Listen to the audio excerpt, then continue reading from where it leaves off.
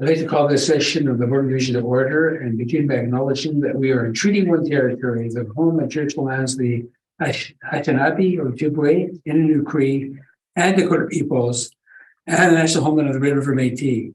Our drinking water comes from Shoal Lake 40 First Nation in Treaty 3 territory. With me today is Ron Merritt and Gail Anderson. My name is Harvey Diamond. The assessment department is represented by Arif Is Mohammed, and our administrative assistant is Jaswinter Kumar.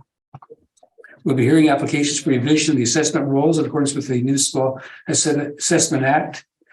The matters for which revision are requested have been described in each application, and we will limit discussion to those matters. The statements that are made at this hearing must be sworn testimony, and anyone speaking to a matter must first be sworn in. Be advised that comparisons of assessments of properties are not considered as evidence of market value by the Board of Revision. The Board of Revision is appointed annually by Council and is independent of it and the City Administration, and makes its decision on the basis of the evidence provided at this hearing and issues written orders that will be mailed to all parties as soon as possible. Please note that the Board's decisions with respect to an application may be appealed to the Manitoba Municipal Board if the matter pertains to assessed value or classification, or to the Court of King's Bench if the matter pertains to an application for exemption from taxation. Should a party wish to appeal, information on how to do so will be included with the Board's order. With respect to the hearing process, I will confirm the points of appeal with your property to be addressed with each applicant following the swearing in. We'll then have the assessment testimony followed by questions that the applicant may have, and then the applicant's testimony followed by any questions. Each side will be given an opportunity to summarize if they wish to do so. Once all the evidence upon an application has been brought forward, the applicant may leave. The person will repeat for each item on the docket today. The session will close after all the issues have been heard, and the board will deliberate in private and make its decisions. You receive the board's order by registered mail as soon as possible. As information, all public hearings are live streamed, recorded, and will form part of a public record. And I'll be hearing all items on the docket being 1 to 8 today. And Mr. Kumar, you can swear in the assessor and the applicant when you're ready. Thank you, Mr. Chair. Thank you. Mr. Assessor, please state your full name. Reef Das Mohammed. Thank you. Do you affirm that the evidence you are about to give at this hearing is the truth, the whole truth, and nothing but the truth? I do. Thank you. Mr. Applicant, please state your full name. Mark Newman. Thank you. Do you affirm that the evidence you are about to give at this hearing is the truth, the whole truth, and nothing but the truth? I do. Thank you. Okay, the first matter on our agenda today is 879 Keewatin Street. And Mr. Mohammed, you can proceed when you're ready. Das Mohammed. Sorry. Board of Revision file number 22-2101, roll number 14064600800. Address is 879 Keewatin Street. Roll year is 2023. Reference date is April 1st, 2021. Assessed value is $6,840,000. Parcel use code is industrial warehouse. Number of buildings is 2. Number of premises is 1. Number of stories is 1. Actual year built and effective year are both 1968. Wall heights range from 12 feet to 26 feet. Zoning is manufacturing general M2. Land area is approximately 314,000 square feet. Plan area is approximately 95,000 square feet. Gross floor area and leasable area are both at 100,267 square feet, and land to plan area is 3.31 to 1. If you turn to page appendix 1 of my brief, there you'll see the map. The subject is located in the northwest quadrant of the city. Appendix page 2 shows the subject parcel boundaries, and you can see it's right on the northeast corner lot of Keewatin and Burroughs, both major routes, and it's close to Inkster Boulevard also. On the following page is the overhead views. So page 3 and page 4 are the overhead views of the subject property. The top view on page 3 is the whole property. On the bottom of page 3 is a close-up of the buildings. Same with top of page 4, and at the bottom of page 4 is the land that is utilized by the owner there. On appendix page 5 is the street views of the subject building.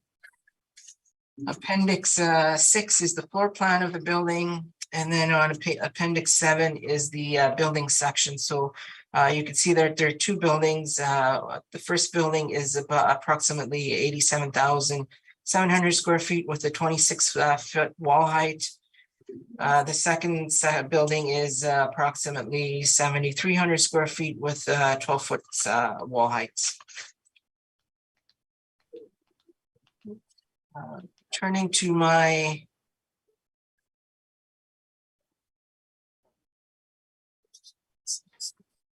appendix, page 9, there we have the income and expense mailer that was mailed by the applicant. On page 10 is the net rents that they're collecting, the tenant roll, and the net rent you can see there is listed as $5.50. Going back to my page 3 of the brief, there's my rent comparables, and I believe the applicant and the applicant and the assessment department are pretty close on the net rents chart, so I won't go in detail in those for those comparables, but they are similar to the subject property. On page 4 is our workup. So we're utilizing a net rental rate of $5.55 per square foot. We're utilizing a 4% vacancy rate and a 3% non-recoverable expenses rate, and $3.85 for vacancy shortfall. And I believe the only issue of contention here with the applicant is the non-recoverable expenses. Now, I believe many of us assessors have gone through our non-recoverable expenses, our market analysis, so I won't go through that in detail. It's basically we collect all the information from all industrial, in my department, for industrial properties, and we analyze their income and expense mailers. And this is what is entered into the model. So the 3% is a model generated expense rate, and it's due to market analysis. So we're utilizing after the expense rate and the shortfall rate, the NOI is $502,755.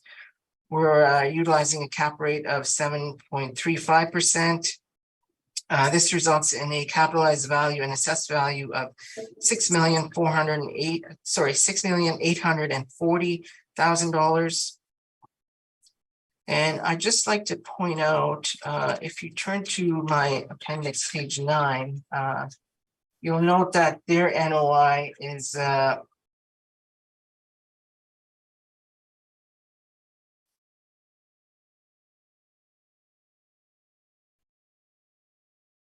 sorry, yeah, I'm just looking. Sorry, scratch that. Yeah, so we have a rounded capitalized value and assessed value of $6,840,000. And then on page 16 of my appendix, there I have some external industry reports. So the first one is Collier's on page 16 there. It's their Winnipeg Industrial Market Report for Q4 2020. And the items that are highlighted there, the 3 paragraphs, you'll note that they're indicating that 2020 closed out with strong fundamentals. There was low vacancy rates. Rental rates were growing at a stable 2% annual growth rate. At the bottom there, they're expecting to see the same activity in 2021. And they also indicate that investors continue to look for modern buildings, industrial facilities, and the demand is pretty high there. On page Appendix 21, there's the Q1 2021 market outlook by Colliers. And again, they're stating that 2021 entered with the same momentum as Q4 2020. Despite the effects, despite the pandemic, the industrial sector continues to be robust. And at the bottom of that page, again, they're indicating low vacancy rates, stable growth in rental rates. And then on page 22, their cap rate report for 2021,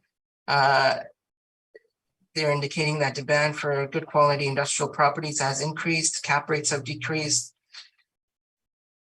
And the transaction volume for industrial buildings has returned to pre-pandemic levels.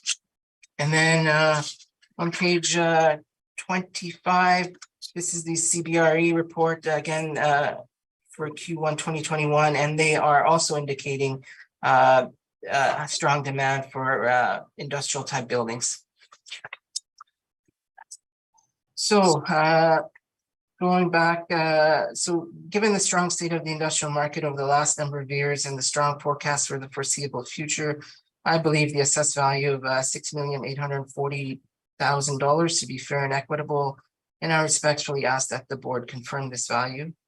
And I'll be open to questions. Thank you, Mr. Mohammed. Mr. Newman, yes, please. I should know that, you know, I had one of those days today, I think. But anyway, yes, if you have any questions, you need to ask them. I do. Mr. Assessor, as you've noted, we're close on the rents. The model selects $5.55. And as you pointed out on page, bear with me, page 10 of your appendix, the actual rent in place is $5.50. So that's a difference of 5 cents. Then you were going to take us as well to page 9 because you wanted to point out the net operating income. And then you stopped, but the actual net operating income on the property as reflected on your appendix, page 9, is $403,259, correct? Yes, but if you add back, they're also indicating mortgage interest, which should not be in the Right. Yeah. Yes, and that's an appropriate comment. So if we come back then to, and let me do this chronologically, or by page, so I don't bounce the board around. So you reviewed your first page. This is a 1968 building, correct? Correct. And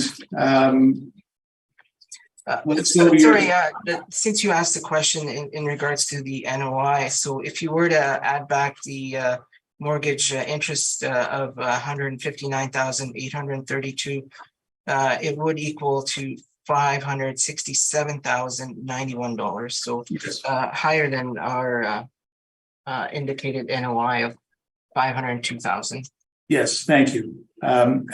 And so if we go to page 4, there's your model workup.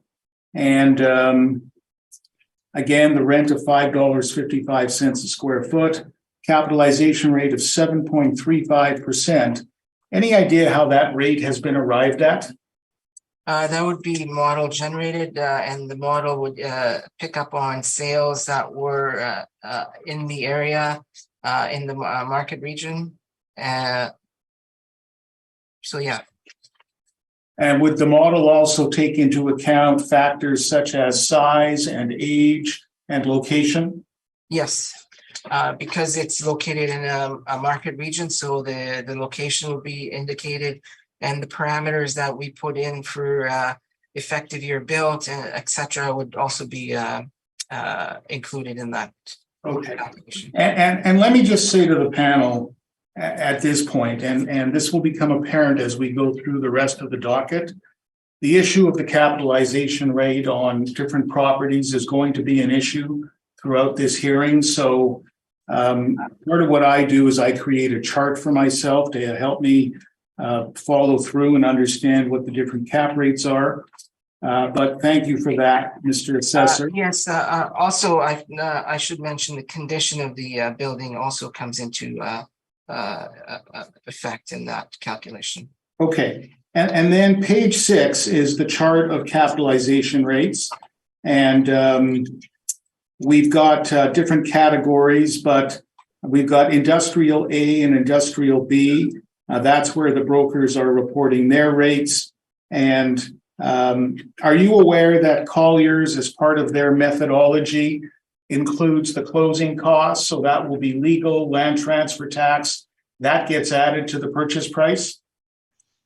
I have not seen that in any of their documentation, so I'm not aware. So you say you've not seen it, but have you heard it before? No, I have not. Okay. And so we see a range of capitalization rates reflected in that chart, and we'll come to address that in greater detail as we go along. And Mr. Chairman, I don't know what you want me to do with the non-recoverable issue. What, speak to it now, speak to it separately? Well, you know, we've heard you before, all of us, you know, and I'll be brief. yeah, and we've made our decisions before, so it's probably not going to, you know, I've heard you before, and you know, you gave one of the probably better arguments for it that I've heard. Well, in the context of the docket today, Yeah, there are circumstances. and we'll certainly not cut you off. Okay. So I'll tell you, Mr. Newman, you know, Yeah. it's you're presenting the evidence. Yes. So you present what you think is going to be most effective for you. Okay. Okay. So let me just ask a few questions of the assessor about the non-recoverable. Okay. Mr. Assessor, I've heard your comments on the non-recoverable, and you've said to us that data is collected and 3% is the market analysis. To be clear, the department does not include leasing commissions in its analysis, correct? I believe not, yes. And so if leasing commissions were to be included, would you agree the percentage would be higher than 3%? Yes. I have another question, which is the 3% used by the department. It assumes that the leases generally are net in all respects, correct? Yes. And so by that, I mean more specifically, it assumes that the tenants will, for example, pay all repair and maintenance expenses. No. Not Well- repair and maintenance. Repair and maintenance would be just for their premise, not common area repair and maintenance. Well, I don't think you're right in what you just said. Sorry, could you just repeat that question? Yes. So the assumption is in the use of the 3% that is based on net leases. And by that, I mean that tenants pay generally all the expenses except those that fall into the non-recoverable category. Yes. And that assumes more specifically that tenants will pay repair and maintenance for their premises. I don't know if that would include structural repairs, Mr. Newman. That's why I excluded non-recoverable. You know, I excluded okay, I know, but non-recoverable. just for fairness, I think to point out other than structural repairs. Okay. Mr. That's the Diamond, question. I'm asking the questions. I understand, and I want you to ask. I was fair to him by excluding non-recoverable, but let's be overly fair. Do you agree, Mr. Mohammed, that structural repairs are part of non-recoverable? Yes. And therefore, the 3% allowance assumes that the tenants will pay all repair and maintenance except structural relating to the premises, correct? Correct. Okay. It's could I just correct you on my name? It's Dost Mohammed. Sorry. Okay, thank you. And I apologize. As do I, Mr. Das Mohammed. Thank you.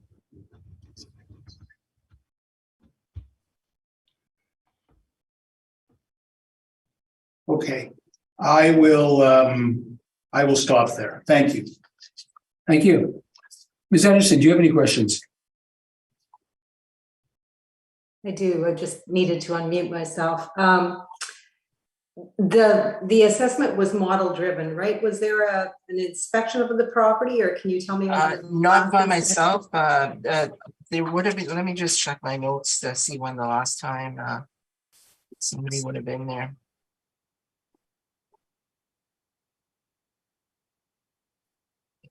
Sorry, I don't have it in my notes, but there would have been a field inspection in case there was any changes to material changes, or if the applicant asked for one also. Okay. And in your documentation, there is a sale recorded in August 2015. That sale, 8.2. That would not include land transfer tax or anything. That would be the sale price. Yes, I didn't mention it because it was a multi-role sale. So I did it. Yeah. So I'm not sure what else was included in that sale. Okay. Okay. Thank you. Those are all my questions. Thank you, Mr. Merritt. Do you have any questions? Yes, Mr. Chairman, I do. Arif, I noticed that on page 5, you've added another little section here, which is the assessment history and Board of Revision orders. So I note that it's never been appealed before. This is the first time it's been appealed. So is this something new that you've taken upon yourself, or is this the department's position to add this little bit? No, it's my own. And the reason I'm doing it is because I've seen other agents come in and also give a history of the of what's happened prior in prior boards. So I've taken it upon myself to do that. I personally like it, and it gives the panel some sort of guidance, although we just more or less look at it, but we don't really rely upon it because it's, we're not supposed to look at previous assessments. Do you know what goes on in this building at all? No, I do not. No, sorry. So yeah, so you can't tell us whether it's owner occupied or whether it's a single. Well, Sorry. they do have a tenant roll that they've submitted. Okay. Which is on page 10. Yeah. Yeah, but I'm not sure of the activity that goes on there. Mm-hmm. But you've used an overall rate per square foot of 555, correct? Right, and yeah. Okay.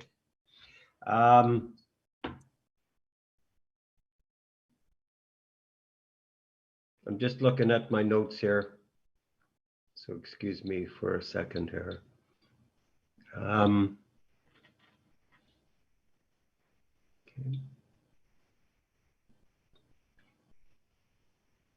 All right. Thank you, Arif. I have no further questions, Mr. Chairman. Thank you.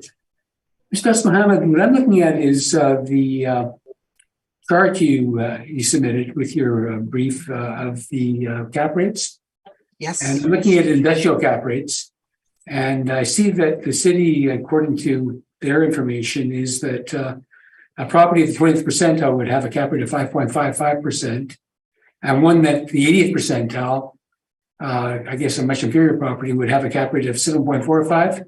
So Right. I'm assuming this property fits in close to the latter category of not as prime a property. Correct, yes.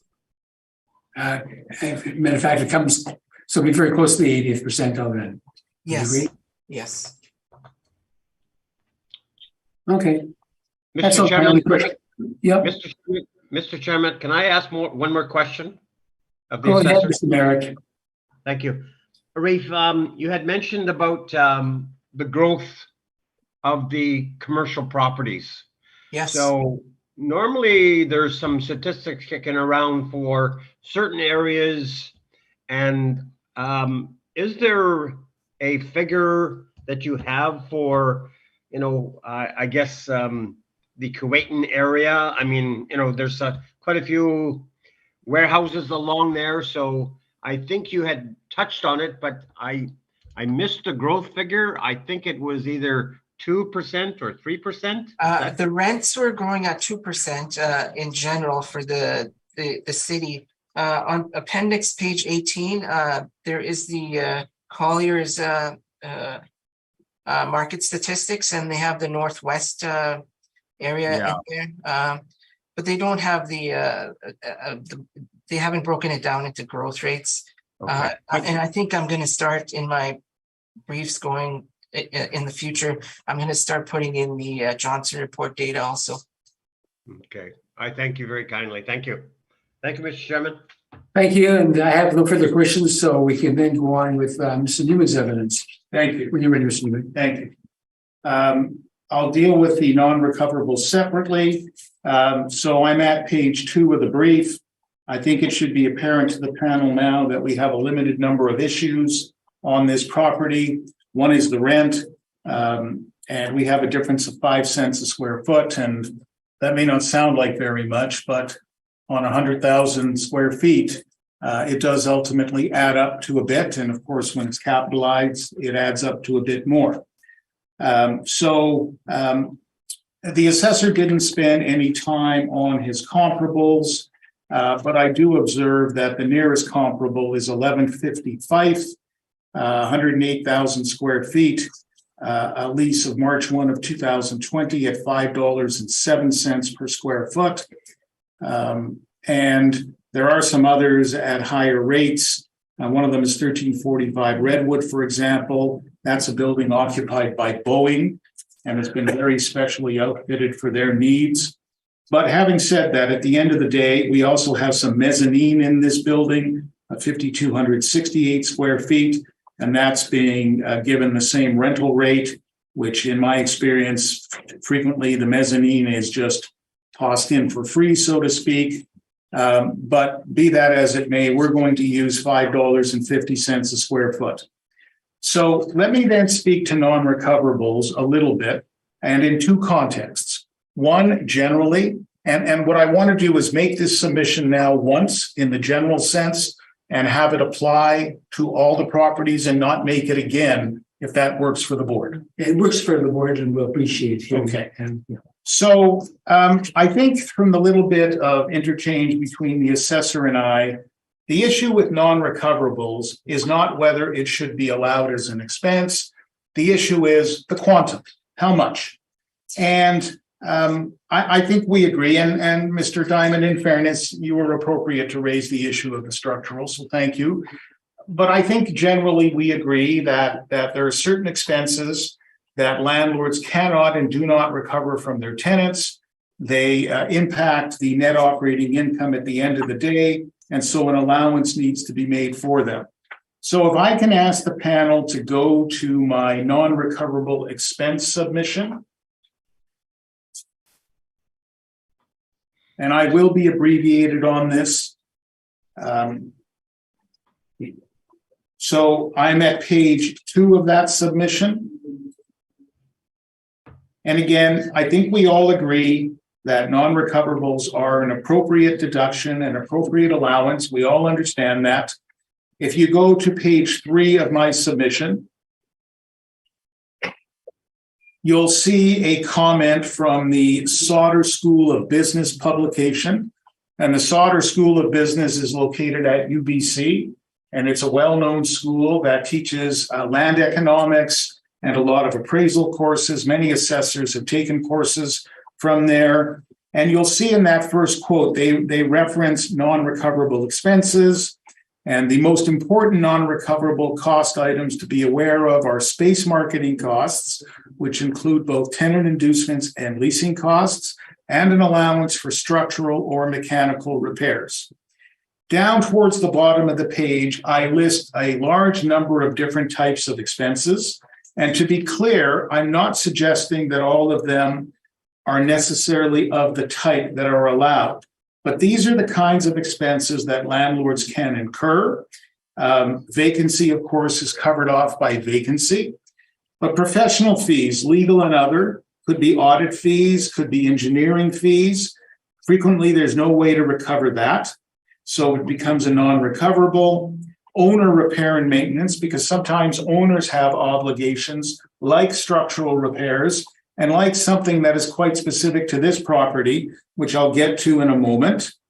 Landlord's work, leasing commissions, marketing and advertising. So on to page 4, I talk about the history of the non-recoverable allowance. And I'm not going to go into a lot of detail about that, but the panel members will know that up to and including the 2018 assessment cycle, there was a 5% management and 2% other. For the 2020 cycle, it became 2% other. For the 2023 cycle, it has become 3% other. That's the history, and I'll dwell no more on that. So let's jump then to the bottom of page 5, where you've got the heading valuation principles, unrecovered expense allowance, and then on to page 6, where I'm going to reference what some other assessing jurisdictions do. And so SAMA, the Saskatchewan Assessment Management Agency, their valuation guide speaks to non-recoverable expenses, and it speaks to the types of things that have to be taken into account. But it notes a distinction between non-recoverable operating expenses and vacancy space shortfall. And again, we don't have an issue about the shortfall. That's allowed. The effective gross income must be reduced by amounts of non-recoverable expenses. So that's the underlying theory. And then on to page 7, second heading down, non-recoverable operating expenses, typically not included in a lease. There's a list: legal and audit fees, structural repairs and repairs which are capital in nature, such as the roof and wall repairs and parking lot resurfacing. And that becomes important when you have a big property, parking lot resurfacing, advertising and promotion to fill vacant space, leasing commissions. You can amortize them over the term of the lease, but they do, and it says they should be taken into account. And then the Ontario Municipal Property Assessment Corporation, MPAC, to much the same effect from their manual. And if we jump on to page 8, they talk there about non-recoverable operating expenses. But 2 areas where the property owner has to cover expenses, non-recoverable, not passed on to tenant, such as legal, audit, advertising, and promotional expenses associated with operating any vacant space. And then if we look into the middle quote on the page, much to the same effect. And so the point I come to at the end of the day is, yes, we all agree structural repairs are a non-recoverable expense. Yes, we all agree that professional fees are a non-recoverable expense. What we don't agree upon is leasing commissions. But my concern is overall that the allowance of 3% simply is not enough in a general sense and in the particular circumstances of this building. So let me jump back now to my main brief, I'll call it, to page 2. Sorry, page 3.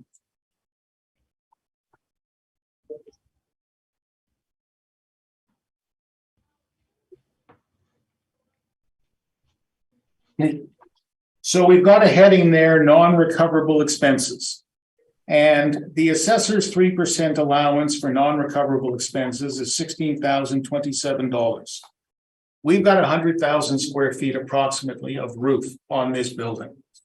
At $12 a square foot, that's $1.2 million. And if you amortize that over 25 years, let's call that the lifetime of a roof, that's $48,000 a year.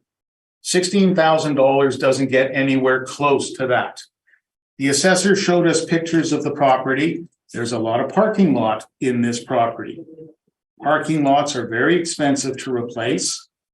the $16,027 isn't going to be anywhere close. But also, the lease for these premises has a unique provision which caps the obligation of the tenant to contribute to repair and maintenance for heating, ventilating, and air conditioning systems. And it's limited to a maximum contribution of $25,000 per year. And so what I say to you more generally, and I will say this to you in the context of other properties, 3% is not enough. Large footprints on buildings, these warehouses are single-story buildings, big roofs, big parking lots frequently. 3% is not enough. In the particular circumstances of this property, with the $25,000 cap on the tenant's contribution to repair and maintenance, 3% is not enough. And so at the end of the day, if you jump to page 12 of my submission,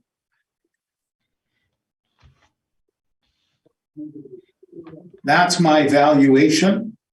I've used $5.50 a square foot, 4% vacancy, $3.85 per square foot shortfall, 5% non-recoverable, creates NOI of $487,585, same cap rate as the assessor, and that means $6,633,000.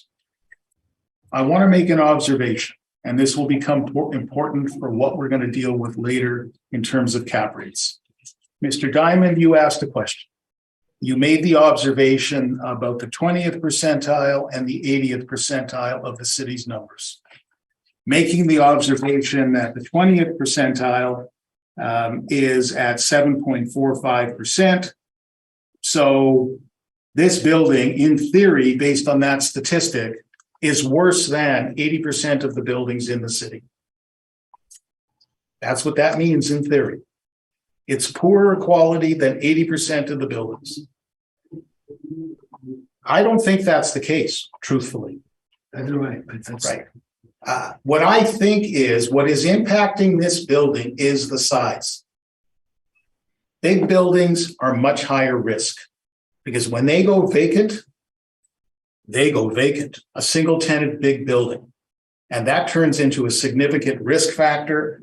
And that's why the capitalization rate is much higher on this property. Fair comment. It's not because it's a crappy building. Right. It's not a crappy building. And we'll talk about this in the context of other properties. The last thing I want to observe is the assessor's additional materials from the industry.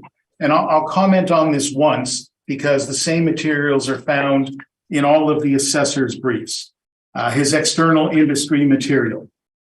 And I want to make an observation about the comments Colliers is making. So on page 16, Colliers reports that the industrial sector closed with strong fundamentals.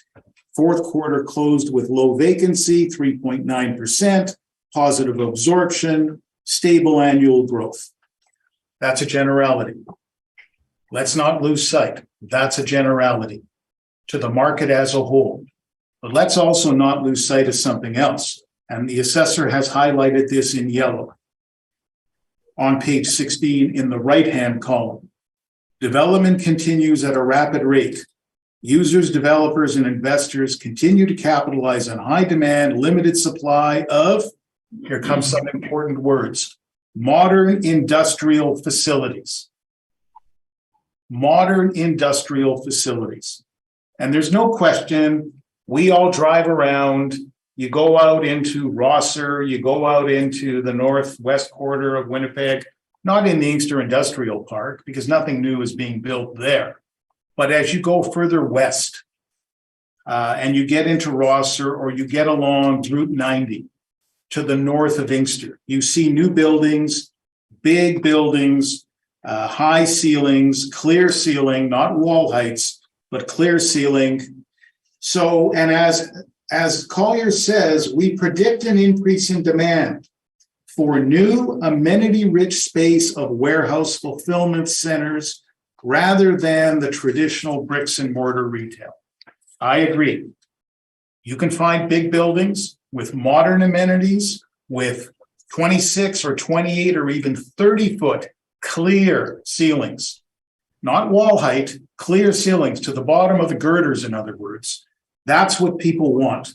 And so these reports, I'm saying to you, are written in the context of the industry-wide and the demand for newer buildings. They're not written in the context of many of the older buildings we're going to come to as part of this hearing. So I wanted to say that. I'll say it only once because I know the assessor's got the same material in all of his briefs.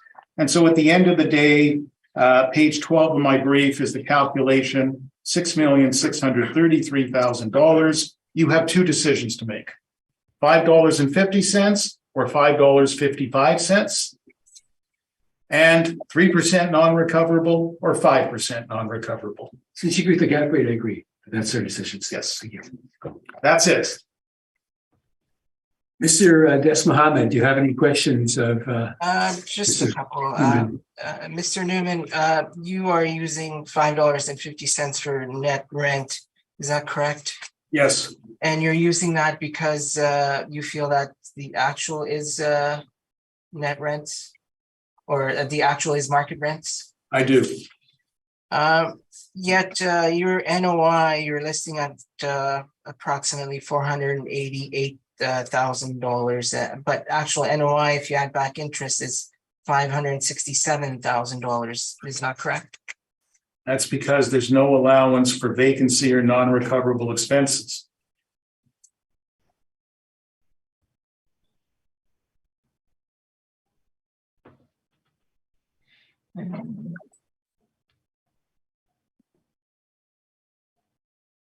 Okay, those are all the questions I have. Mr. Merritt, any questions? I have none, Mr. Chairman. Thank you. Ms. Anderson, do you have any questions? You're I muted. have no questions. Thank you. Mr. Newman, I know that there was something that I didn't ask the applicant, but I thought you'd be more knowledgeable of it. And that was the sale that took place in, I think, 2015 for quite a bit greater than what the property's valued at today. And he indicated there was a syndication of a bunch of properties. I think his phrase was a multi, Purchase, yeah.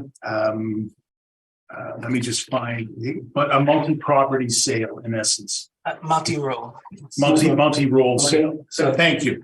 And that's the case. That's the case. And so, in fact, and so I guess the total value of all those properties, if you added up all the different properties went through land sales office, would come to the amount that was paid for the multi ones. They have to allocate it. Yeah.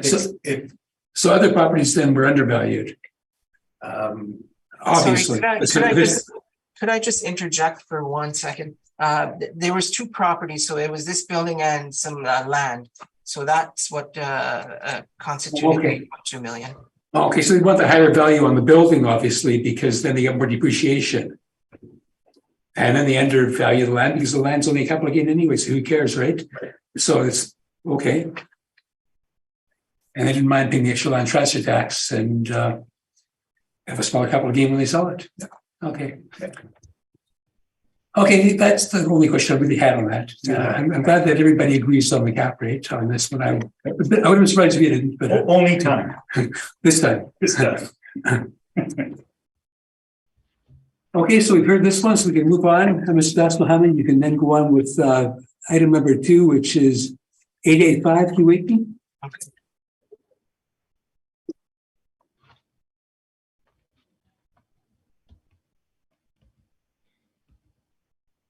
Okay, Board of Revision file number 22-2098.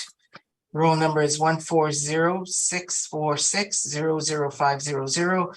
Address is 885 Keewatin Street. Roll year is 2023. Reference date is April 1st, 2021. Assessed value is $6,971,000. Parcel use code is industrial warehouse. Number of buildings is 1. Number of premises is 4. Number of stories is 1. Actual year built and effective year is 1999. Wall height is 27 feet. Zoning is M2 manufacturing general. Land area is approximately 164,000 square feet. The plan area is approximately 65,000 square feet. Gross floor area is approximately 65,000 square feet. Leasable area is 65,450 square feet. Land to plan area is 2.51 to 1. On appendix page 1 is the map of the subject property. Again, it's in the northwest quadrant of the city. On appendix page 2, there's the subject parcel boundaries. Then on page appendix 3 and 4 are the overhead shots of the building.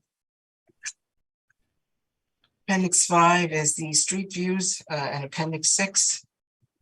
Appendix 7 and 8 is from a brochure.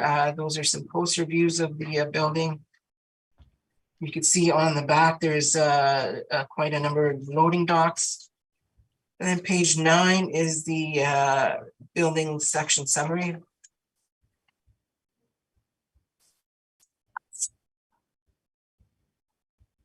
Okay, so this building sold post-reference, so I won't mention how much it sold for, but if you go to our appendix, page 10, there is the income and expense submission.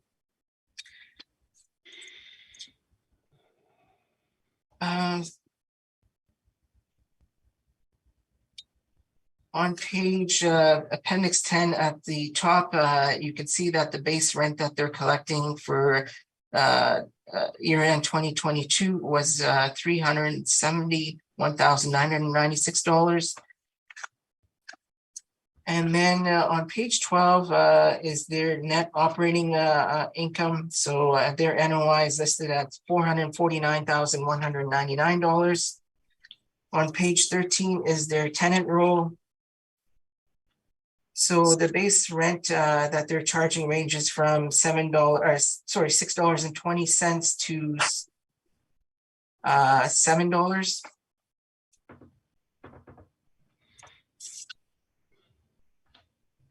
And then on page 14, there's some permits that will have been issued for the buildings from 1999 to 2020. They total they total for $3.270 million. Okay, going back to my page 3 and my brief. So there's my comparables that I use. So all comparables are industrial trucks, warehouses, such as the subject, and they're located in the same market region as the subject. All leases are current in relation to the reference date. Year built ranges from 1973 to 2002. Average wall heights range from 18 feet to 28 feet. Leasable areas range at different intervals from approximately 7,000 square feet to approximately 23,400 square feet in a similar fashion to the subject in order to compare the different leasable areas available within the subject property. Net rents range from $6.95 per square foot to $8 per square foot, with a weighted average of $7.38 per square foot for the comparables. So on the following page is our workup. So we're utilizing an overall net rental rate of $7.26 per square foot and a 4% market vacancy rate. We're utilizing 3% for non-recoverable expenses and $3.85 for vacancy shortfall. This results in an NOI of $432,176. And again, I'll just point out the actual NOI was $449,199. We're utilizing a cap rate of 6.2%. This results in a rounded capitalized value and assessed value of $6,971. If we utilize the actual NOI with our cap rate, that would have been $7,245,000. Sorry, $7,245,000. And again, I have some the same industry reports in the back of my appendix there. So Given the strong state of the industrial market over the last number of years and the strong forecast for the foreseeable future, I believe that the assessed value of $6,971,000 to be fair and equitable. And I respectfully ask that the board confirm this value. And I'll just note that although I didn't just, I can't speak about the post-reference sale, I will tell you it's north of this value. So that's all I'll say. No, you shouldn't tell us that. Yeah, I will disregard it. We shouldn't know anything about post assessment values, and we're all going to disregard it. And please don't do that again, Sorry, because it's inappropriate. I apologize. Sorry. Okay, that's fine. I'll be open to questions. I'll take your apology, and I can assure Mr. Newman that we'll not take any account of it. I just want to make an observation. Okay, and I hear the apology. He did it on purpose. He did it very deliberately, having said earlier he shouldn't refer to it, and then did it deliberately. He's out of line, and I know you told him that, but he's out of line for doing that. And I think it's appropriate that you indicated the reason that you're being upset, and if I was in your situation, I would be as well. Okay. But I can assure you, Mr. Newman, we will not take into account that, as far as we're concerned, there was no sale, and I don't really care what it went for, because it's not going to in any way reflect on how we value this property. I can assure you of that. So please ask any questions you might have. So, Mr. Assessor, in your comments earlier, you've made reference to sources of information. Again, at the end of your report, you've attached a lot of the industry information, but another source of information is the Johnson report, correct? Yes. And another source of information, another brokerage house that does reporting, is Capital Commercial, correct? I believe so. And so the reporting that Johnson does makes a distinction between multi-tenant investment properties and other types of properties, correct? Yes. And the Johnson report reflects that for multi-tenant investment properties, vacancies are higher than the city is using, correct? I don't have that information in front of me. Okay, I'll address it in my submissions. Okay, so this building, as you've noted, is got a leasable area of 65,000 square feet. So we will again have a large roof for these premises, correct? Yes.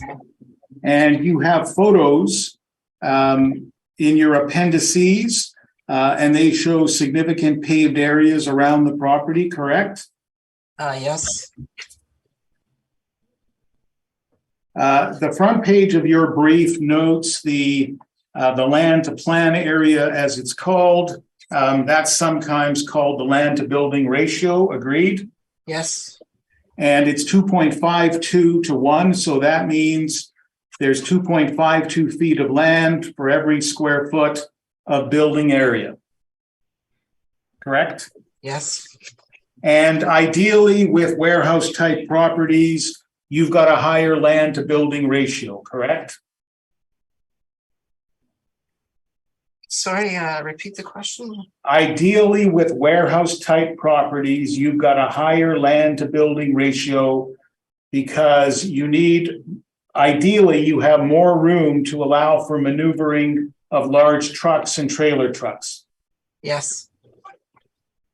And considering the land to building ratio is an element of comparison between different warehouse properties to determine where they rank relative to each other. Agreed? Well, it depends on the zoning, but yes, depending on what the type of use is, some buildings will have more and some will have less. Yes. But all I asked was, it's an element of comparison in terms of determining the comparability of warehouse type properties. And I think we agree.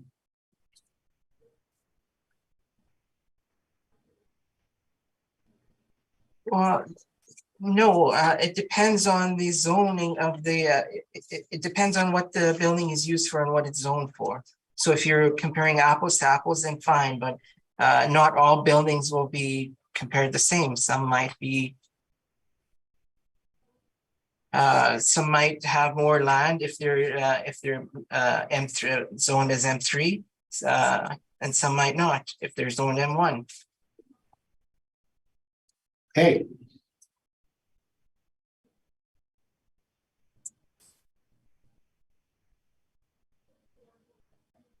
And the rents, the model kicks out a rent of $7.25 per square foot, correct?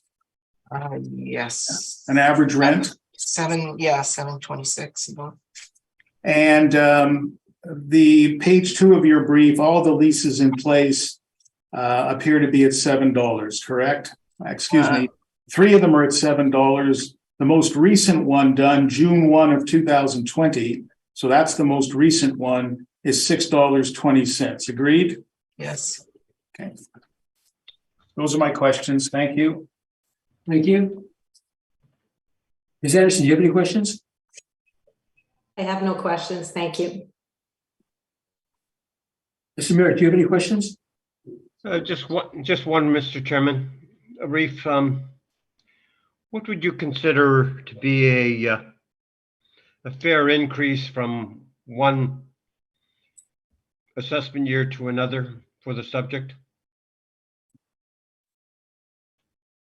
Well, I feel the assessment that we have is market driven. Like I couldn't tell you the specifics. I have to rely on the model, which is market driven. So it depends on which area that the building is located in. Buildings in the south area of the city increase more rapidly than buildings in the say, for example, eastern or northern part of the city. So your cap rate is more or less based on the age of the building, is it not? The condition and the type of risk that the building would or the. Well, I'm just trying to narrow it down, Arif. You know, like you have side by side buildings here. So and one is built in 1968 and one is built in 1999. Well, it would be the condition, yes, and the risk associated with that building, yeah. Okay. So, okay, leave it. I thank you, Mr. Chairman. Thank you. Thank you. So, Mr. Das Mohammed, I'm looking at your rent comparables, and I know the model rent, and they both appear to be indicate a higher amount than the actual rents being received. Yes, yeah. Looking at your comparables, have you looked at them and decided which one maybe best represents what you'd expect the rent in the subject property to be? I think around $7 and we're using $7.20. $7.25 is the, like, if you look at the comparables with the same height of the wall heights, they're basically that one on Mountain, 1429 on Mountain. And then yeah, there's 2 comps in that building, 3 comps actually in that building that are all at $7.25. And it is built in 1977, but I'm thinking if they're able to get that type of rent, they should have a cap rate closer to that building or the subject building. Okay, so it appears then, according to the model and probably your own opinion based on what research you've done, that the rents in this property are lower than market. Yes. Okay. You know, there's so many. I'm sure Mr. Neal will be able to explain it better because, and we'll allow him to do so. Thank you, Mr. Dasman. I'll just state that there's so many comparables in the Inkster Industrial that these rents we see a lot of in Inkster Industrial. So I do feel that the model rent is market rent there. Okay, thank you. Okay, Mr. Newman, you can proceed with your evidence. So I've actually not challenged the rents in this appeal, even though the actuals in place are $7 and the model is at $7.25. And again, and we're going to get into this discussion in this hearing about the comparability of properties. And Mr. Merritt astutely notes, here's two buildings beside each other. One built in 1968, the other built in 1999. One's got a 6.2 cap, the other's got a 7.35 cap. Why? Well, I'm going to ask why as well. I thought you were going to tell us the answer. But I am eventually. Good. And again, and neither of them are bad buildings, to be clear. They present well, they're both good buildings, they both got good ceiling heights, they both got good elements that tenants will look for. One is multi-tenant, so it's different risks, but with the big building, as I said earlier, the 100,000 square feet, it's a bigger risk because if it goes vacant, you've got a big problem. This is a multi-tenant building, and you'll recall that I asked the assessor about the Johnson report, and in my materials, I addressed the Johnson report, and I addressed the fact that the Inkster Industrial Park has historically had higher vacancies. And Mr. Merritt again asked, what's a fair increase? And the assessor responded, well, it depends on the location. And he's right, because without question, buildings in the south part of the city, the Fort Garry Industrial Park, for example, tend to be more valuable. Somebody who's actually a developer in the industrial sector once said to me, it's because many of the executives and senior management for these businesses live in the south end of the city and they don't want to go and drive to Inkster Industrial. I don't think he was being flippant to some extent, but proximity is an important issue frequently in terms of where businesses locate to where senior management might be. But I do agree with the assessor in a general sense that certain parts of the city tend to get higher rents. They tend to have better buildings. Inkster Industrial has historically had some issues in terms of vacancy. If you look at page 2 of my brief, there's the Johnson report based on total inventory for vacancy in the Inkster Industrial Park for 2018, 19, and 20. For multi-tenant investment properties, it goes higher. And again, that's a function of the area. Capital Commercial, and this is why I asked the assessor the question, they're a local brokerage firm, and they report quarterly as well, and they report the Northwest Quadrant. And so for 2020, the average for the 4 quarters was 8.7%. The assessor has used 4%.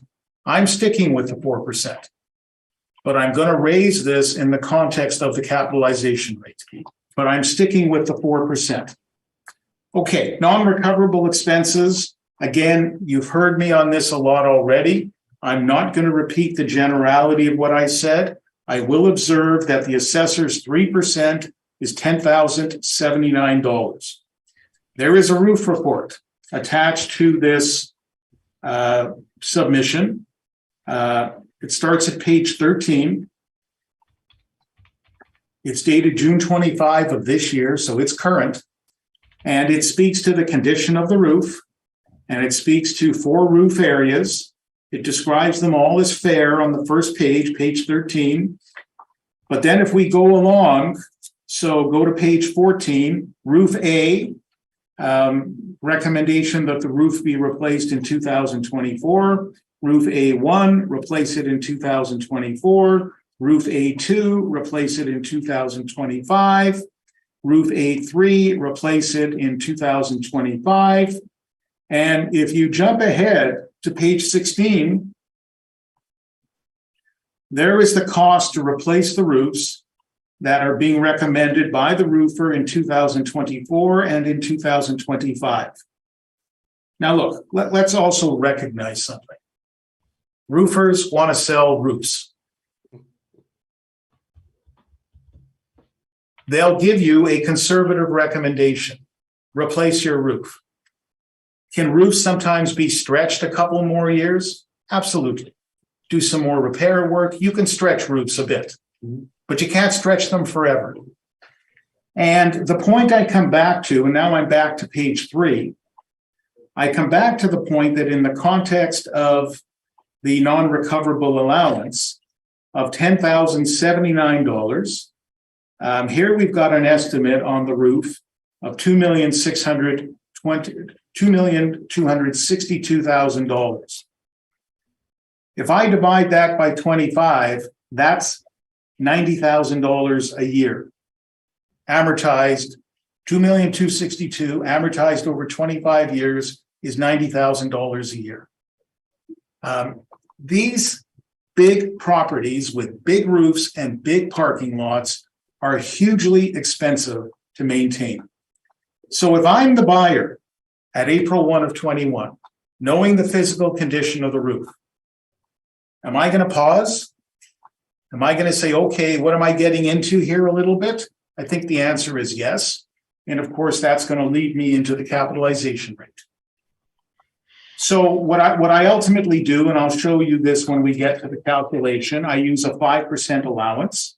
The 3% is just grossly inadequate, but that's what I ultimately use is the 5%. So let's jump ahead into the capitalization rate. And I'm going to tell you a variety of things that are going to apply in a general sense to the rest of the properties on this docket. And so I'll spend a wee bit more time on this one, and then I won't belabor it on the next. So what makes a building good? Good, better, best. What makes them different and better? Well, here's a series of attributes. Ceiling clearance or clear height. Not the wall height, but the clearance below the girders. Loading docks. How many?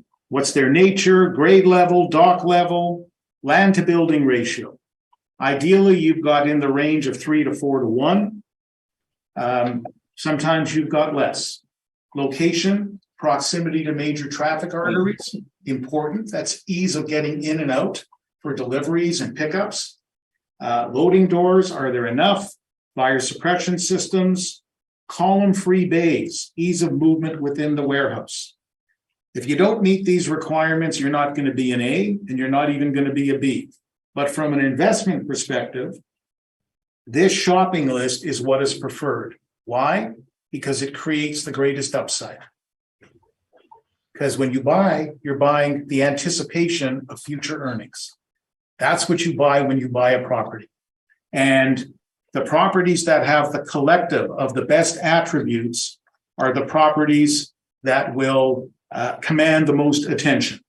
At page 5, some of these same factors are listed again.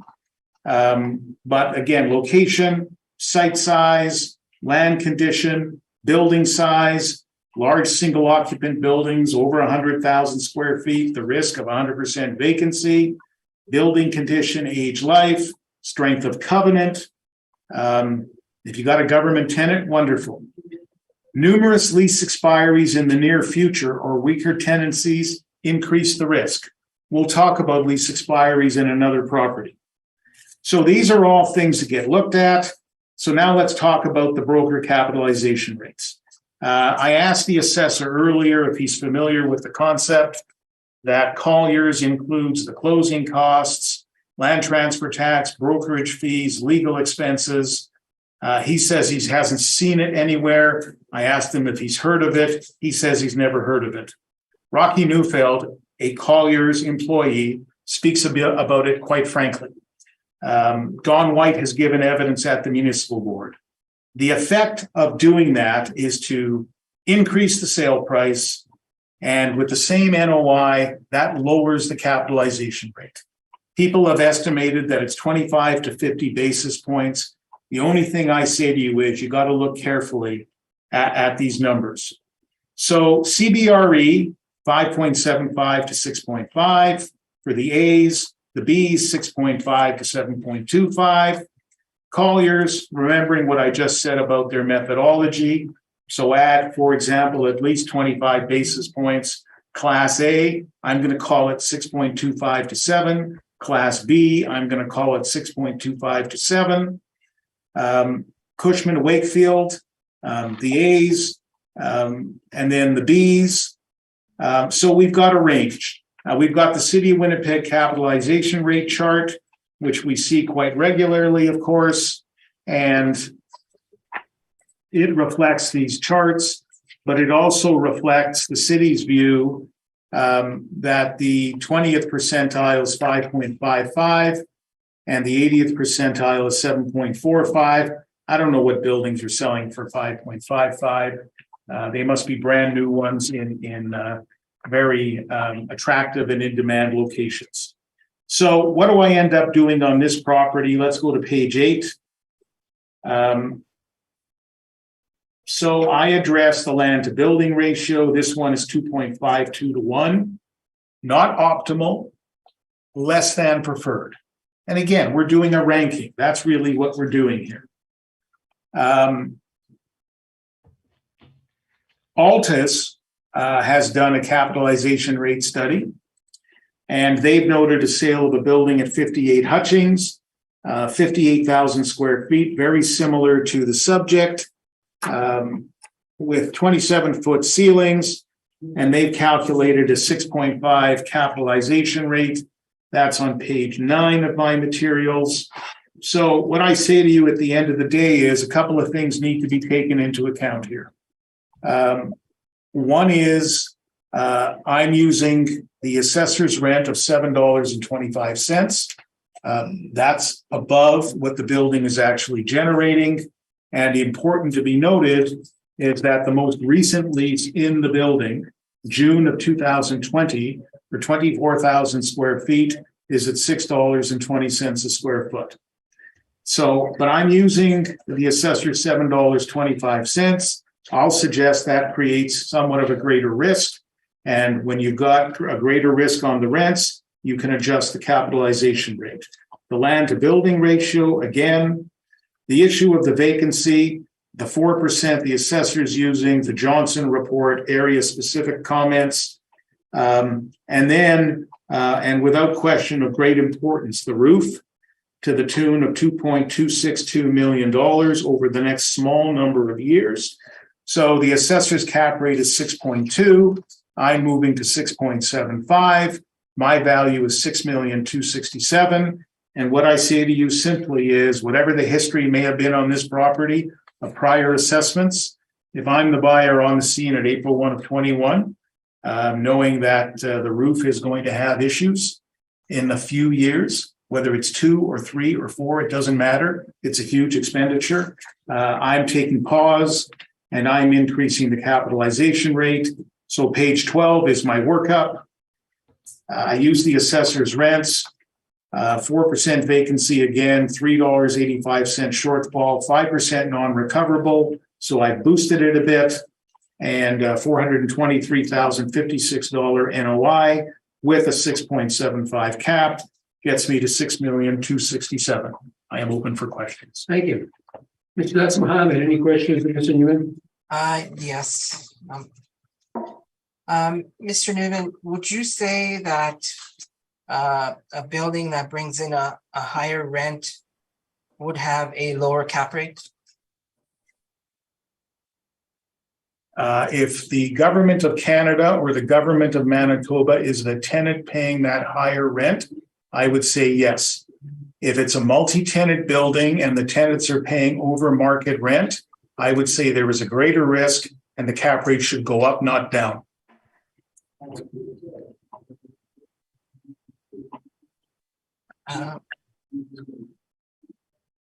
And in regards to the roof, would you agree that during the lifetime of a building that the roof would be replaced or fixed at least once, maybe twice in the lifetime of a building? Yes. And would you say that's a cost of doing business then? Well, it is most certainly a cost of doing business, but it's also typically a non-recoverable expense that a landlord ought to factor in. So if it's a cost of doing business and it's amortized over a long period of time, would that not be in the cost of these non-recoverables that you state that this is a non-recoverable? Would it not be included in effective net rent charged to a tenant?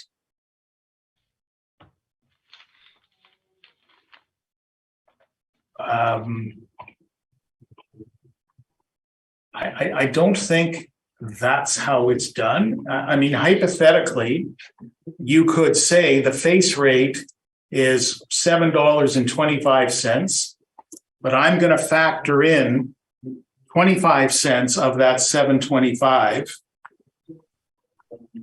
to account for the fact that I'm going to have to replace the roof.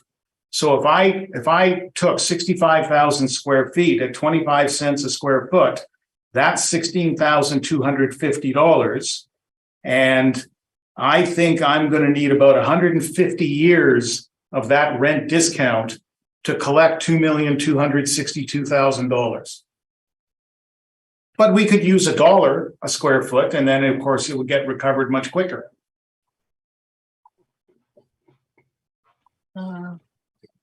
Those are all the questions I have. Mr. Merritt, any questions? I don't think so at this time, Mr. Diamond. Thank you. Thank you. Ms. Anderson, do you have any questions? No, I have no questions at this time. Thanks. And Mr. Newman, you did fairly say that, yeah, absolutely, you can stretch a roof, you can do some repairs, maybe put off the inevitable of having to finally replace it, which is, and you're aware now that a lot of these roofs are not repaired by redoing the whole roof. Have you heard of them using foam spray to spray a foam on top that is a lot more inexpensive and I'm told very efficient and long lasting? Sure.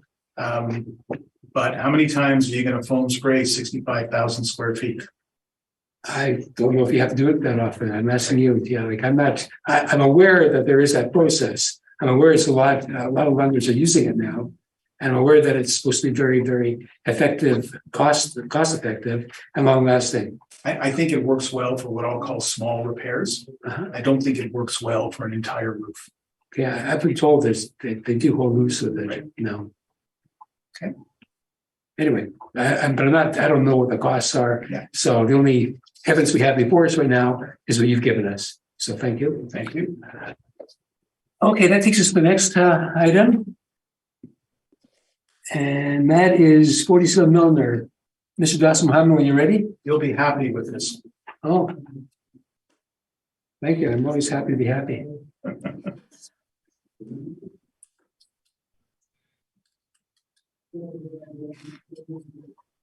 Okay, Board of Revision file number 22-2809. Roll number is 14063702500. Address is 47 Milner Street. Roll year is 2023. Reference date is April 1st, 2021. Assessed value is $2,084,000. And I have been in discussions with Mr. Newman, and we have agreed on a number, and I'm willing to recommend 1.835 million based on a revised NOI for new assessment, revised assessment. So you're accepting that recommendation? I am. Okay. And you want to take us through your calculations and show us how changes you make the NOI? It would just be based on revised NOI, and on my side, it would just be a change in the rent. Okay. And what do you change the rent to from present? Sorry? What do you change the rent to right now? Rent would $4.95 per square foot. All the other parameters would remain the same.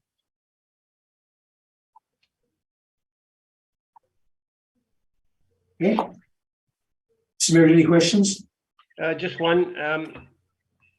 Arif, the cap rate? 6.5 would be the cap. All right. I thank you. Do you have any questions? No questions. And I don't either. Thank you very much. And thank you both for getting together on that one. It does make me happy to see you.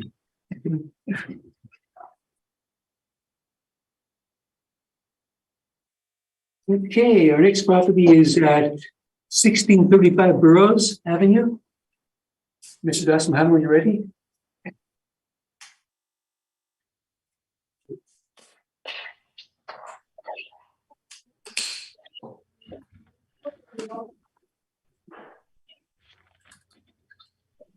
Okay, Board Revision File Number 22-2052.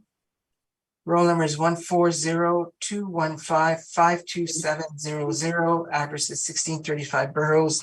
Roll year is 2023. Reference date is April 1st, 2021.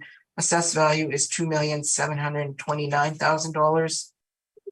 Parcel use code is industrial warehouse. Number of buildings is 1. Number of premises is 11. Number of stories is 1. Actual year built and effective year built are both 1992. Wall height is 20 feet. Zoning is M2 manufacturing general. Land area is approximately 28,000 square feet. Plan area is approximately 31,000 square feet. Gross floor area and leasable area are both 30,700 square feet. Land to plan area is 3.21 to 1. And I'll just note that there is a slight discrepancy in what the applicant is indicating the leasable area is and what we are. We have it at 30,700 and the applicant has it at 30,284 square feet.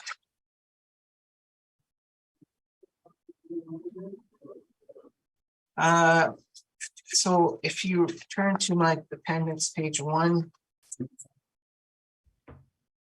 there is the map of the subject area. Again, it's in the northwest quadrant of the city. On page 2 is the subject parcel boundaries. And then page 3 and 4 are the overhead views of the building. You can see there's numerous loading docks in the back. There's parking on the one side of the building and in the front. On page 5, just some more overhead views of the building. Page 6, street views of the buildings. And then page 8, some internal views of the subject property. I received these, or I got these pictures from a listing brochure for the subject property. Now, page 9, there is the building section. So again, 30,700 square feet, 20-foot walls, built in 1992. And then on page 11 is my, the submitted income and expense mailer.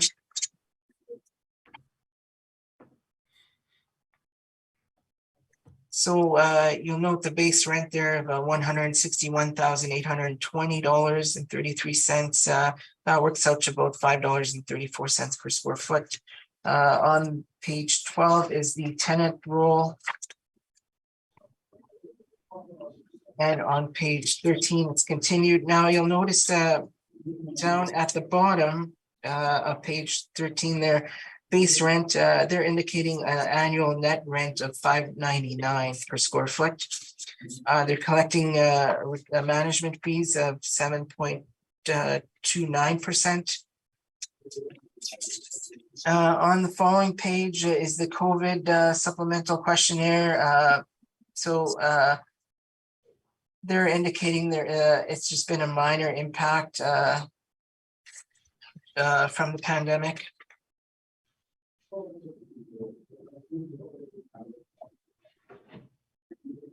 Going back to my page 3 on my brief, there is my comparables. So all comparables are industrial flex warehouses, such as the subject property. They're all in the same industrial market as the subject. All leases are current in relation to the reference date. Effective year built ranges from 1971 to 1990. Average wall heights range from 18 feet to 22 feet. Leasable areas range from 2,265 square feet to 5,000 square feet.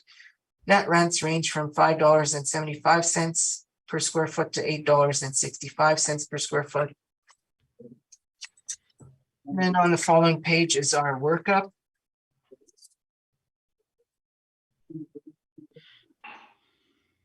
So we're utilizing an overall net rental rate of $5.90 per square foot, $4% market vacancy rate, 3% for non-recoverable expenses, $3.85 for vacancy shortfall. This results in an NOI of $163,969. We're utilizing a cap rate of 5.9%. This results in a rounded capitalized value and assessed value of $2.779 million.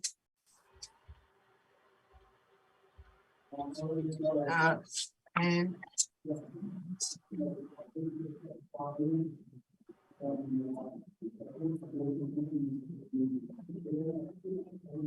okay, so given the strong state of the industrial market over the last number of years and strong forecast for the foreseeable future, there's been a recent sale on the subject property, but it's post-reference.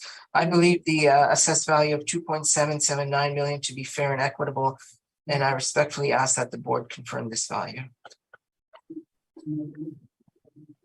Okay, thank you. Steve, any questions? The original assessment on this property, was it not $2,729,000? Is that not what was issued by the city? I am, what I have is what I have on my workup here. Oh, sorry, yes, it is 729. And I'm not sure how the workup got mangled there. Yeah, I apologize. So yeah, we will go with the assessed value of and I think the difference, and this will become apparent when we get to my brief, because I'll show the panel the original calculation of value, because I always include that as part of my brief. I think the difference ultimately, the main difference is the potential income, which is about $3,200 different, and then it translates into a small difference in terms of the net operating income. So, but leave that aside for a moment. We'll circle back. That's a small issue. So here we have a building that has 20-foot wall heights, which means the ceiling clearances are going to be in the range of 17, 18 feet, correct? Yeah, I haven't inspected the property, so I couldn't tell you with any surety on that. Well, but just based on the concept that you've got girders or roof trusses that will hang down somewhat. If you look at your page 8, your appendix 8. Yes. You can actually, in the lower right-hand photo, you can see the interior of a premise, and you can see the red steel trusses hanging down, correct? Yes. Okay. And again, just the general concept that wall height is not the same as clear ceiling height. Agreed? Yes. So yeah, and the comparables that have been chosen are similar. They're measured the same way. Understood. So, okay. So again, this is in the Inkster Industrial Park area, and I'm not going to belabor this, Mr. Chairman and panel. So it's Inkster Industrial Park. Same 3% non-recoverable. So here's my magic question. How do we get a 5.9% capitalization rate on this property? Well, like I mentioned, there was a sale on this property. The sale. Are you talking about a sale that, excuse me, a sale that took place after?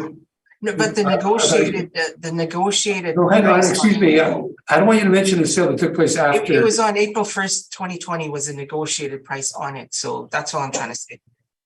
but if he's gonna go. Which is the reference date? If he's gonna go and, Okay, well, it could take place on April 1st, 2020. it didn't. Let me ask the question. Okay, go ahead. The capitalization rate of 5.9%, is it model driven? Yes, it is. Okay. So explain to me, please, if you can, how the model derives a capitalization rate of 5.9% for this property, which as of today is 30 years old with 18-foot clear ceiling, 18-foot clearance. How do we get a 5.9% capitalization rate? Well, the model is market driven. So whatever data is in the market is inputted into the model, and that's how the model comes up with the capital. Okay. All right. I appreciate that. Those are my questions. Thank you. Ms. Anderson, do you have any questions? Just in regards to the calculation then, referencing the calculation, page 1, the assessment is under dispute is $2,729,000, correct?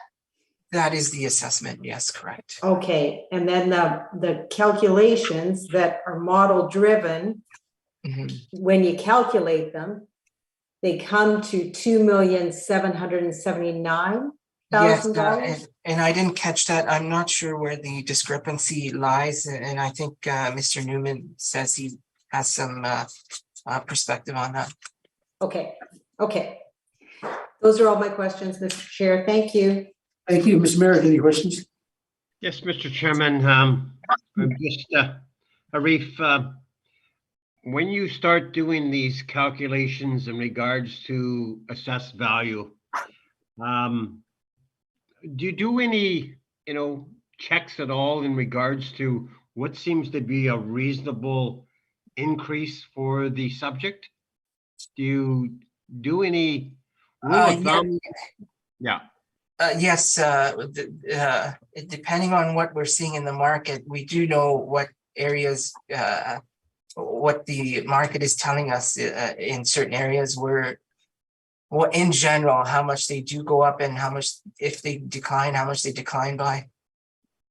Yeah. So, but that is not my expertise. So, Yeah.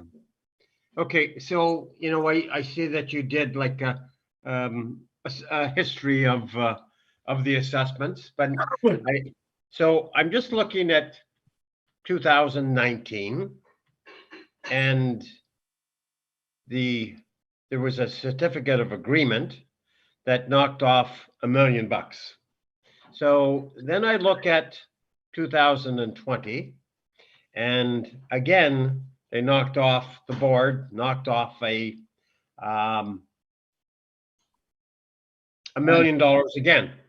So I just look at the increase of close to $1 million for the 2021 or 2023 with a V-Day in 2021.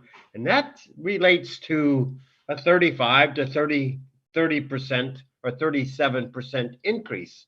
So I can't somehow figure out what exactly is going on here. so what would happen is prior to assessments being mailed to client or our clients, we would have checked through so in the industrial department, we would have went and checked through properties that were over a certain amount of assessment from the prior year.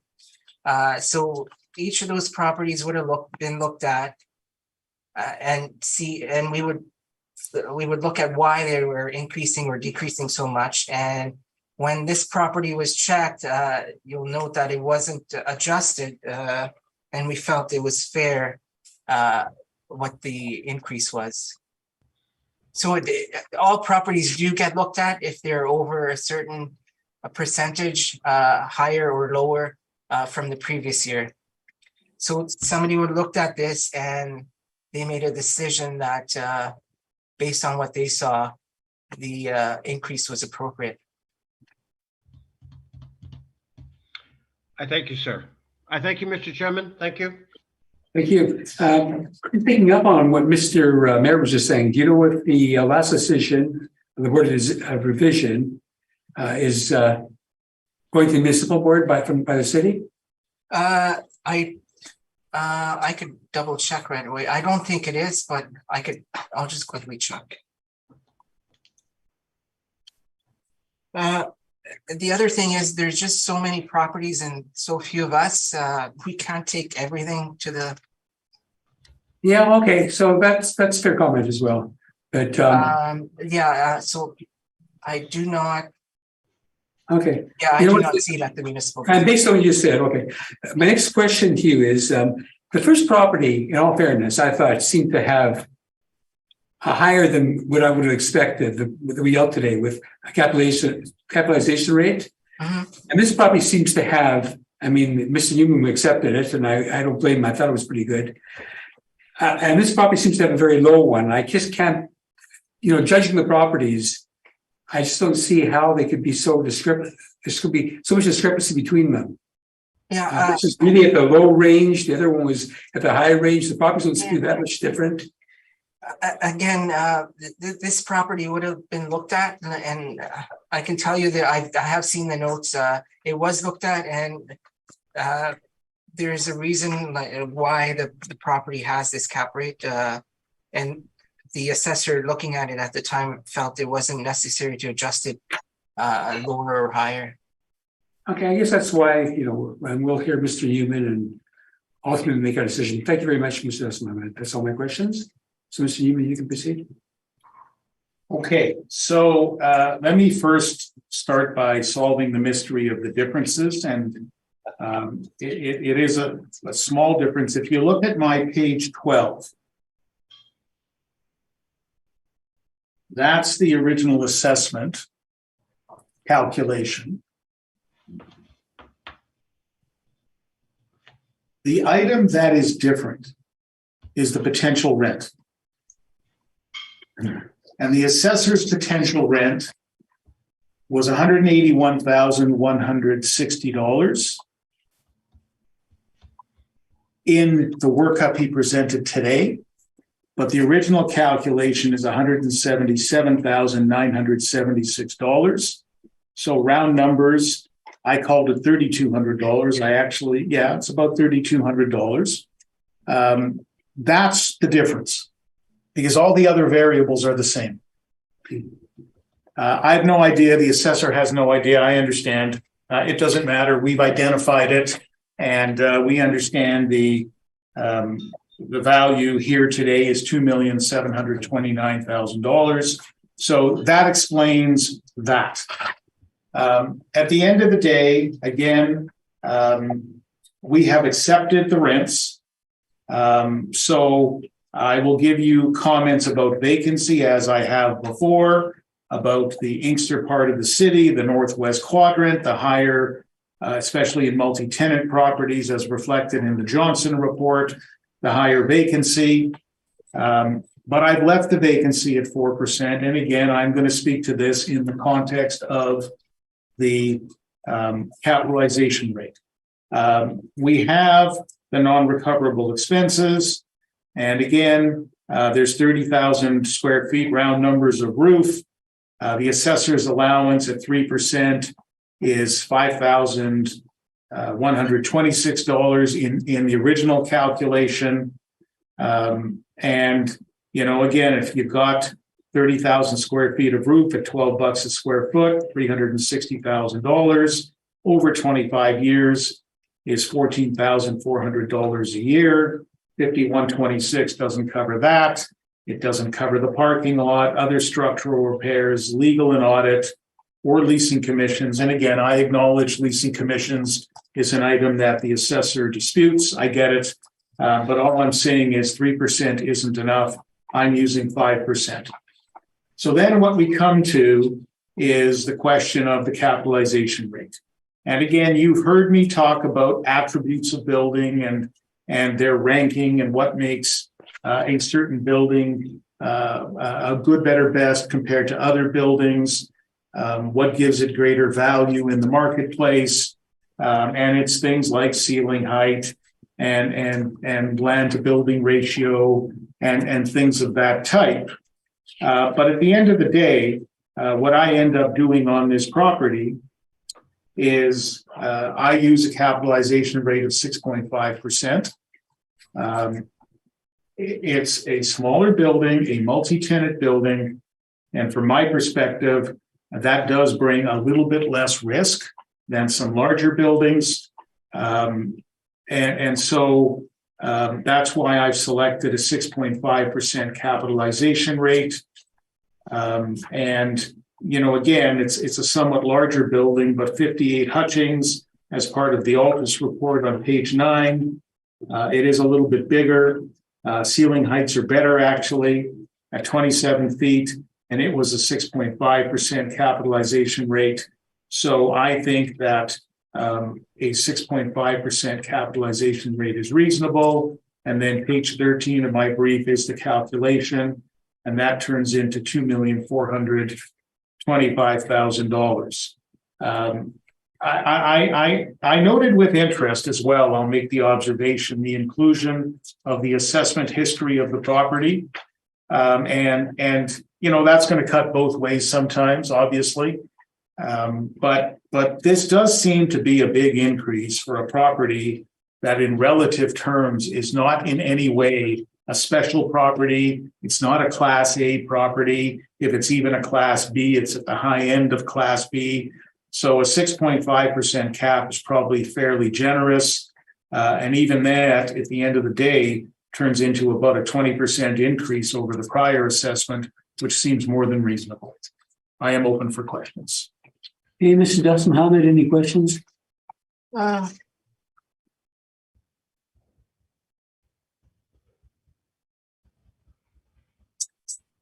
Mr. Newman, are you aware of the methodology utilized by Altus for their cap rate reports?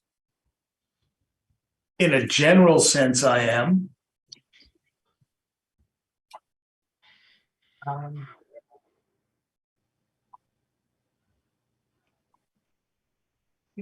Maybe I'll just maybe I'll just leave it. Those are all the questions I have. Community, any questions? I have no questions. Mr. Chairman, I don't think so. Thank you. And I heard you, Ms. Anderson, so you don't have any. And I don't believe I have this time either, so thank you.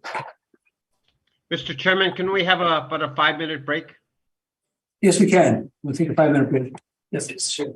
So we'll proceed with our next matter, which is 1555 King Edward Street. And Mr. Das Mohammed, when you're ready, you can proceed. Thank you. Board Revision file number 22-2099. Roll number is 070109750000. Address is 1555 King Edward Street. Roll year is 2023. Reference date is April 1st, 2021. Assessed value is $3,326,000. Parcel use code is industrial warehouse. Number of buildings is 1. Number of premises is 3. Number of stories is 1. Actual year built and effective year built are both 1962. Wall height is 17 feet. Zoning is M2 manufacturing general. Land area is approximately 111,000 square feet. Plan area is approximately 39,500 square feet. Gross floor area is 39,395 square feet. Leasable area is 42,020 square feet. Land to plan area is 2.82 to 1.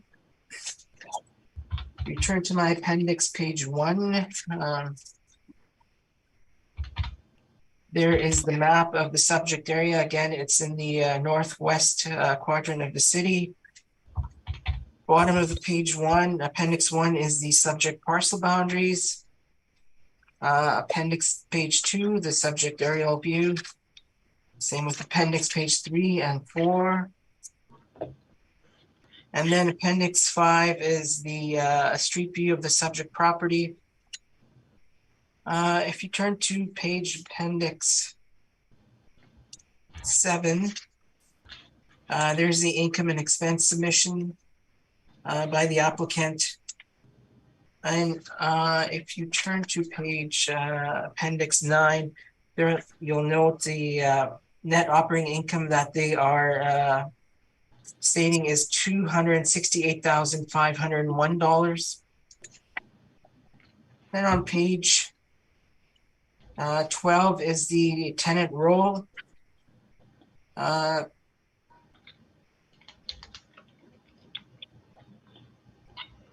So there's 3 tenants in the property.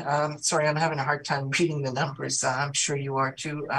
So rents range from $4.75 per square foot to $5 per square foot. Going back to my brief, page number 3, there is the rent comparables. So all comparables are industrial flex warehouse properties, such as the subject, and are located in the same market region as the subject. All leases are current in relation to the reference date. Effective year built ranges from 1964 to 1979. Average wall heights range from 16 feet to 20 feet. Leasable areas range at different intervals from approximately 62,000 square foot to approximately 23,000 square foot. In order to compare the different leasable areas available within the subject property, rents range from $5.50 per square foot to $7.25 per square foot. On the following page is my workup. So we are utilizing an overall net rental rate of $5.91 per square foot and a 7% market vacancy. We're utilizing 3% for non-recoverable expenses and $3.85 for vacancy shortfall. This results in an NOI of $212,886. And again, just a reminder, actual NOI was $268,501. Approximately $55,000 higher. So this results in we're using a cap rate of 6.4%. This results in a rounded capitalized value of NSS value of $3,326,000. And again, given the strong state of the industrial market in Winnipeg over the last number of years, the strong forecast for the foreseeable future, I believe that the value of $3,326,000 to be fair and equitable, and I respectfully ask that the board confirm this value. And I'm open to questions. Mr. Neiman, any questions? So this property is located in what I'm going to call the St. James area, correct?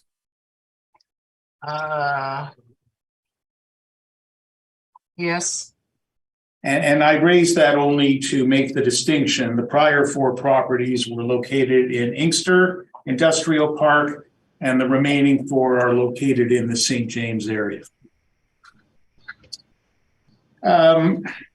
So the actual rents in place,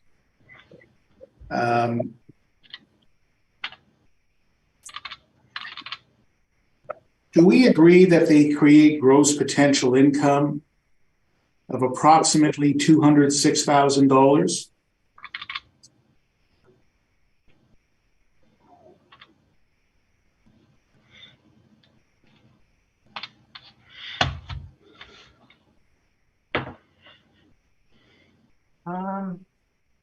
I'm not looking for a mathematically precise. No, but I believe it's net.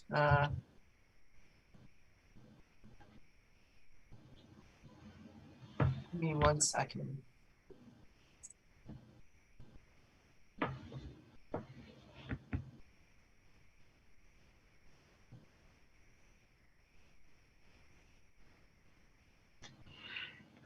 It's semi-net or semi-gross. Let's look at page 12 of your appendix.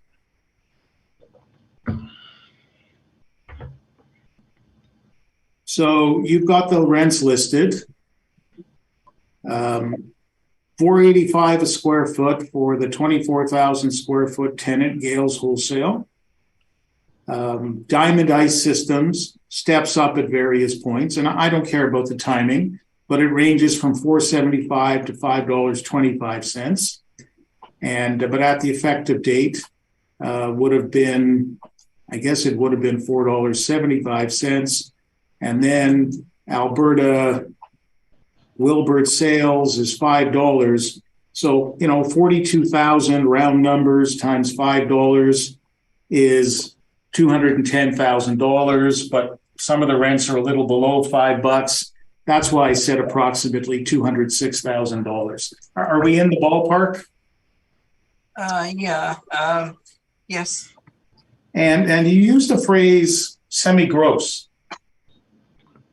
What's semi-gross about these leases?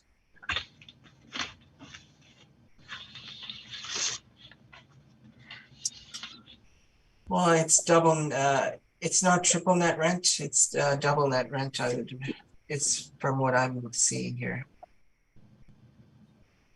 So let's be sure we understand. So in my experience, a semi-gross lease means that built into the rent, there are some expenses, sometimes as of a base year, sometimes expenses of a certain type, but there's some expenses built into that face rate. That's what a semi-gross lease means to me. Are you having the same meaning?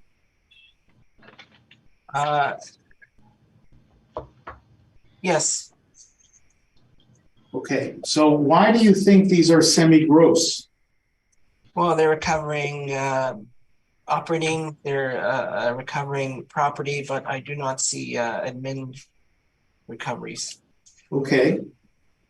So the practical effect of that would be that if the face rate was $5, that means the landlord is not receiving a clear $5. The landlord is receiving something less because there are some expenses built into the leases. Well, it would be management fees, and from what I see, they don't have, they're not collecting the management fees. Okay.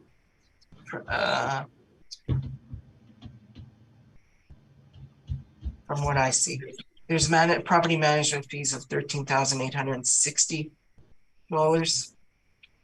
that are not recovered.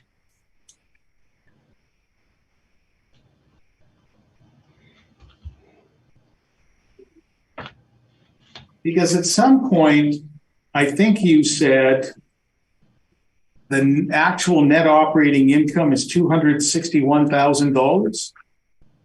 The NOI that they are submitting is $268,501. Can you tell me where that is? Page 9. Oh, yes, I see.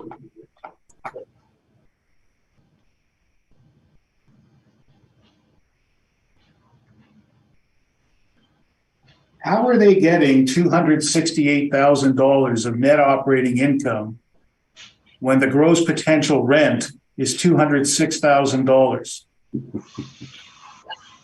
Well, there's net realized revenue, so there is recoveries there. You're not including the recoveries. Their net realized revenue is $399,241. I think that's the budget column. Oh, sorry, 380,983. Right.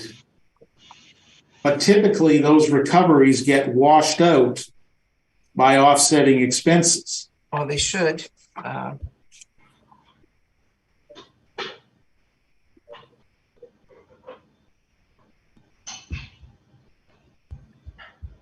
Okay.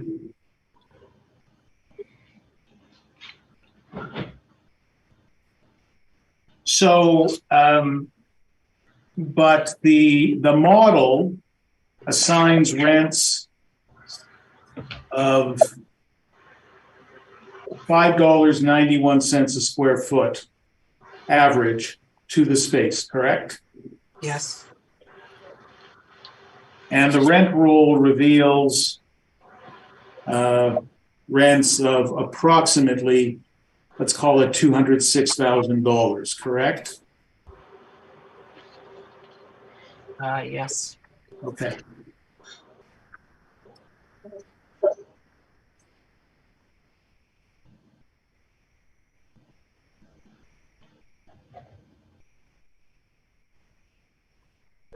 Okay. Those are my questions. They are, I'm assuming they're recovering all of their operating costs. If you look at on page 8,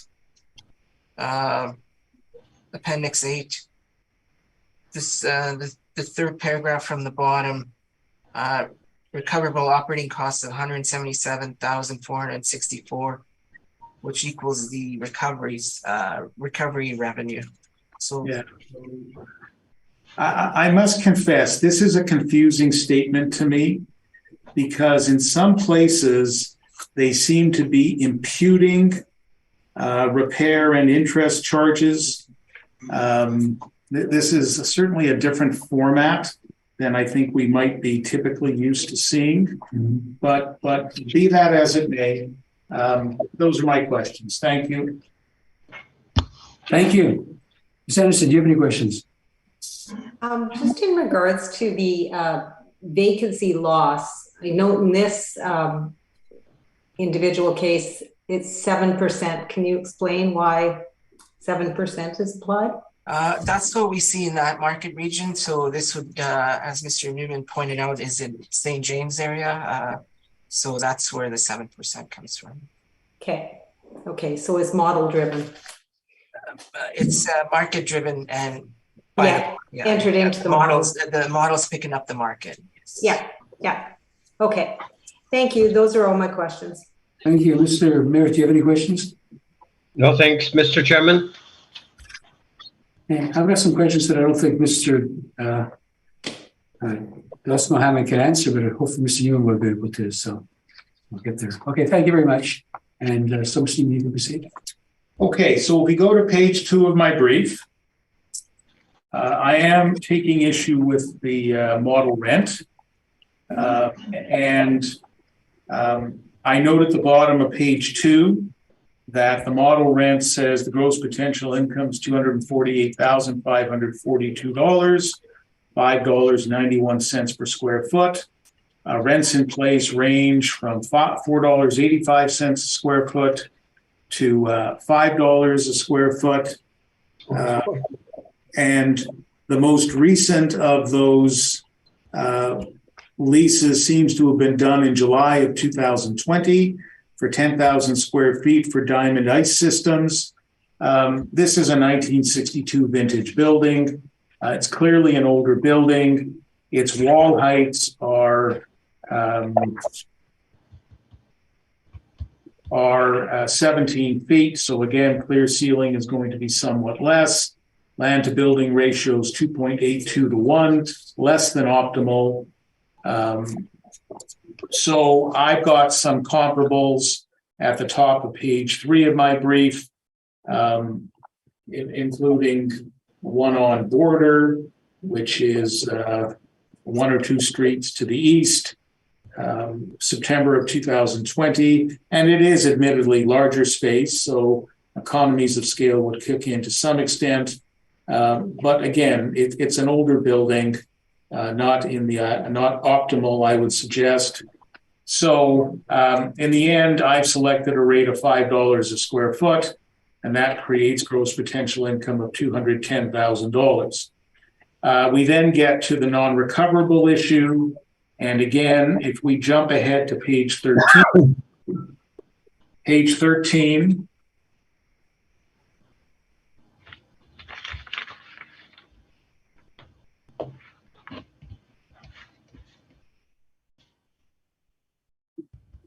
Page 13 is a roof report, June 25 of 2022. And again, it's addressing 2 different roof sections. Roof A, it's recommending replacement in 2024. And roof B, it's categorizing as fair, and they're actually only pricing the replacement of roof A at $639,000. And again, if we amortize that over 25 years, that is $25,560. The assessor's 3% is $6,934. That ignores structural, that ignores parking lot, legal, audit, and if it ever got allowed, commissions. So again, I'm utilizing 5%. Again, much the same as I've said to you previously, when you look at this building on the spectrum of buildings, at best, it is what I call a low-end B-class building. The broker rates put B-class buildings, depending on the broker, into a range of 6 to 6.5. Collier's remembering the methodology issues at 6 to 6.75, but that would get bumped because of their use of the closing costs. CBRE at 6.5 to 7.25. And Altus puts B-class buildings at 6.5 to 7.5. Here, my view is that taking into account clear ceiling heights, the land-to-building ratio, the significant roof repairs, that a 6.75% capitalization rate is appropriate, and that results in a value of $2,582,000. The proposed assessment is $3,326,000. And, again, looking back at the assessor's brief, the 2020 assessment was $2,649,000. So that's an increase of almost $700,000, north of 25%. Doesn't seem warranted for a lower class building of this type. And so my proposed value, as I've indicated, calculation found at page 12 of my brief, $2,582,000. Those are my submissions. Thank you. Mr. Dustin-Hammond, do you have any questions? Yeah, just regarding the rent, I'm not sure how you got the $5 per square foot.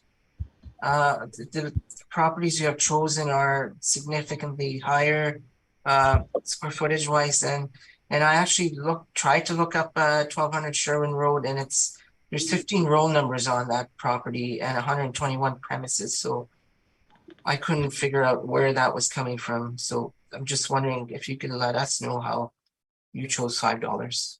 So I did two things, and I acknowledge, as I said in my submission, that certainly in the case of Border, that premises is larger and economies of scale would be a factor. It is a September 2020 lease, however, so it's proximate to the value date.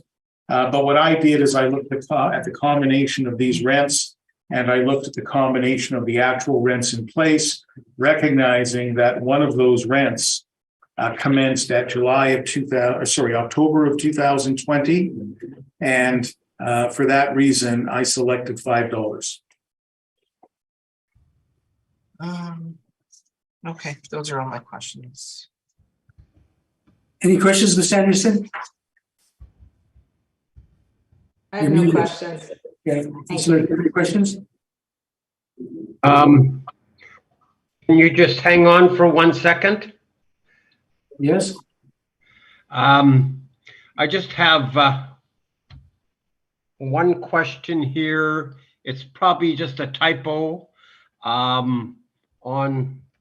yeah, that's what it is. On page 10, Mr. Newman, I think you have the NOI of 170,391, and I think somewhere else it's 174,298. You're quite correct, Mr. Merritt. If you look at my page 12, the spreadsheet, there's the 174,298. My apologies. Okay. So, but the 173,91 is correct. Mr. Newman? Mr. Newman? I'm just looking. Yeah, I just did, I'll just do a real quick calculation here. And, oh, no, it should be 174. I agree. Okay.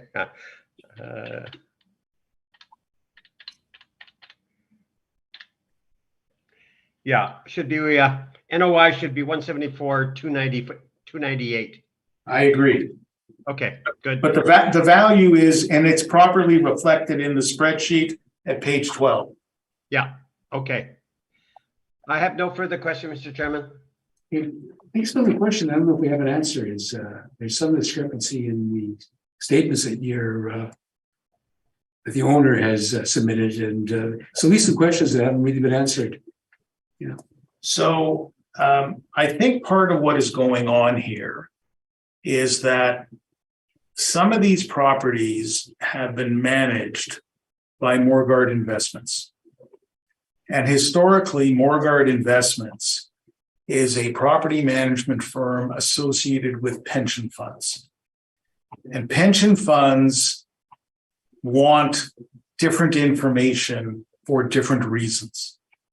And that's why I think these statements are far more complex, to the point, frankly, of almost being incomprehensible. Yeah, it'd be nice to have somebody who did these statements here so we can ask them the questions, because in all fairness, I know you can't answer it. You can just advise.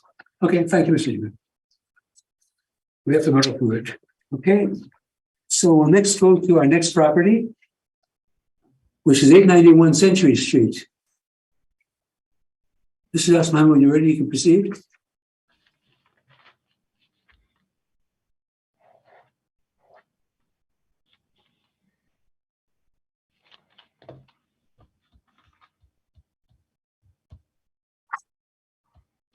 Okay, Board revision file number 22-2102.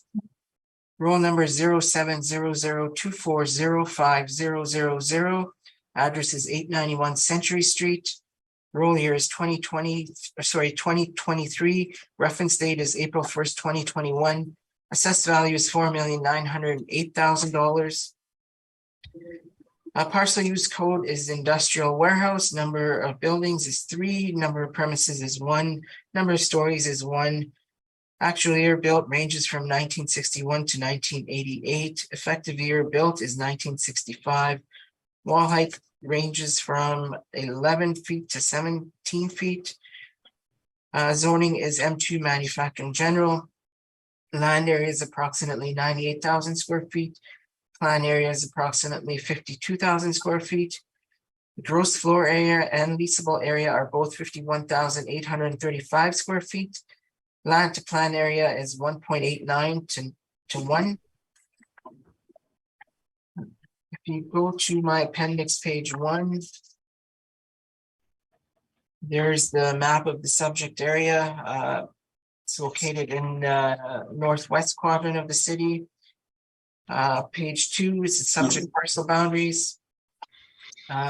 Page 3 and 4 and 5 are overhead views of the subject property. There's 2 buildings. On page 6 is the street view of the subject. And then on page 7 is the site plan. Page 8 has the building sections.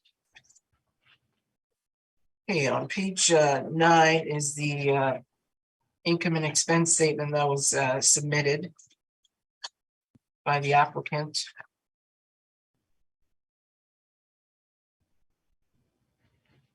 Okay, so base rent that they collected was $369,180. You'll note their NOI is $360,268. Actual net rents works out to $7.12. On page 10 is the rent roll. So the rents are ranging from $18 and all the way down to $6.25 per square foot.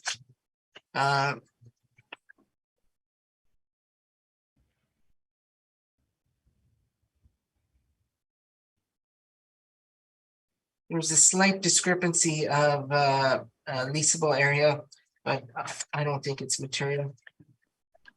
On page 11 is the COVID supplemental questionnaire. They're indicating there was a minor impact from the pandemic. So going back to page 2 of my appendix, you'll note that the subject property sold August 1st, 2017 in the amount of $5,199,000. And if you turn to my appendix, page 14, there's the sales mailer that they provided.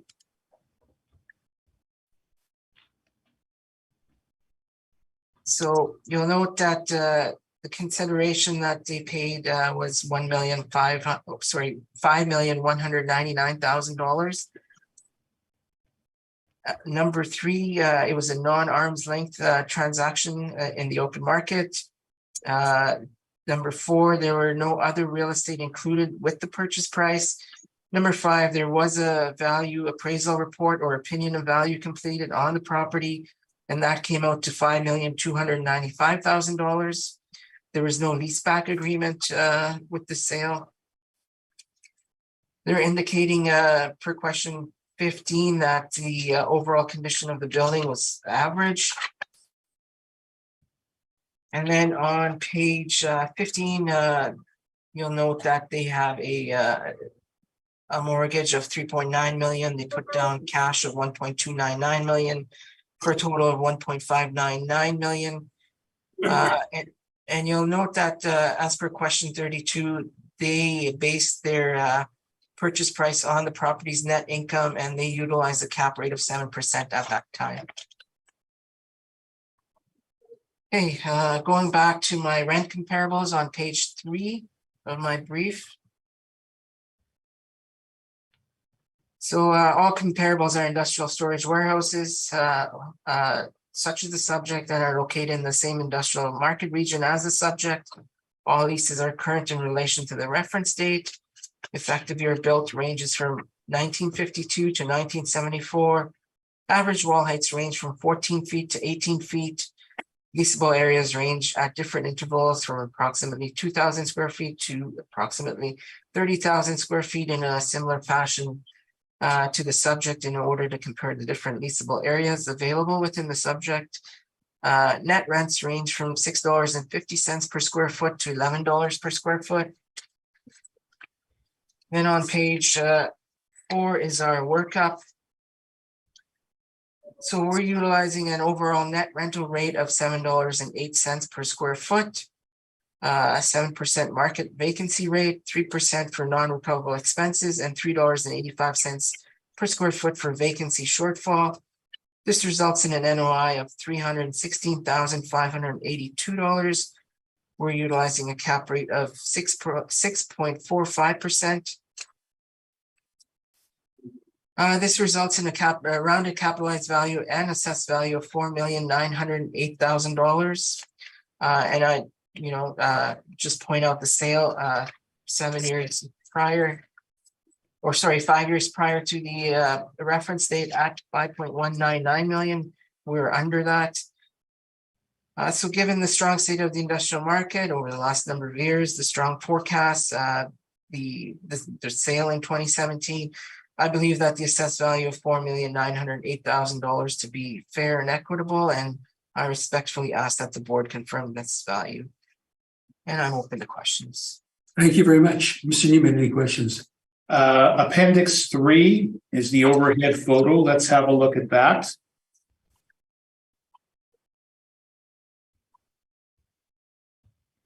So in the foreground is a building that has the number 891 on it. Correct. And in the upper portion of the photo is a building that says 895. The 891 building is the building built in 1988, correct?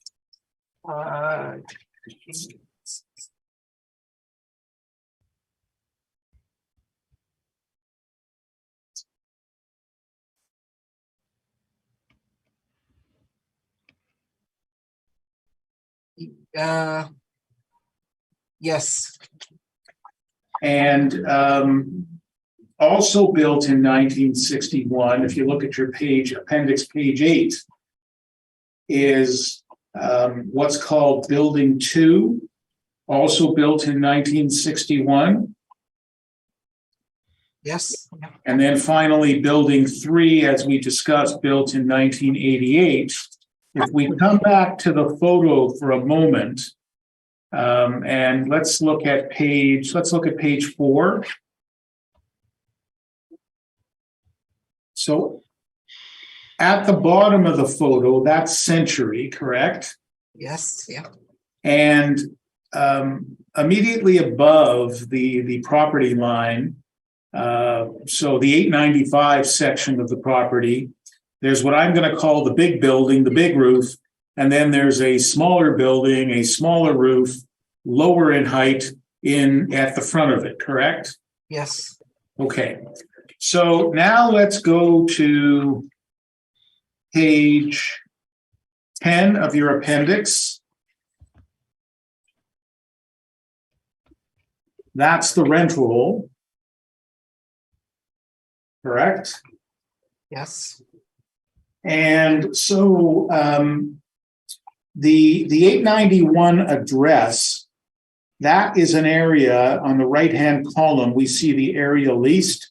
So that's an area of 16,808 square feet, correct?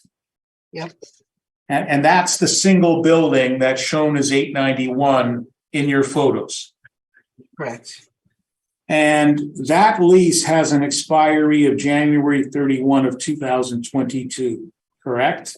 Yes, And then if we look at the premises 895 with the 31,022 square feet in the right-hand column, that's the premises with a lease that expires April 30 of 2023. Correct? yes, So this building, which is give or take 51,000 plus square feet, has almost 47,000 square feet of its space expiring within 2 years of the value date, correct? yes, And in fact, it has 16,808 square feet expiring within about, I guess it's about 10 months of the effective date of April 1 of 22, correct? yes, Okay. And then the other two tenants listed on the rent roll is 895A and 895B.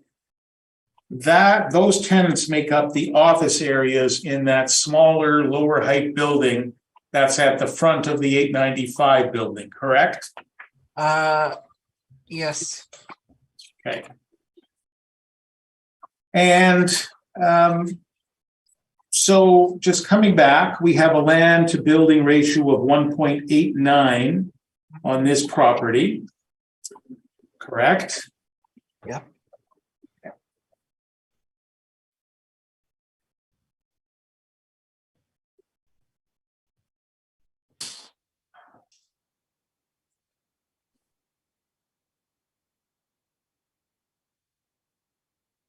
Okay, those are my questions. Thank you. Thank you. Mr. Merritt, any questions? I have none, Mr. Chairman. Ms. Anderson, do you have any questions? I have no questions. They've been answered. Thank you. And I don't have any questions either, so Mr. Newman, you can proceed.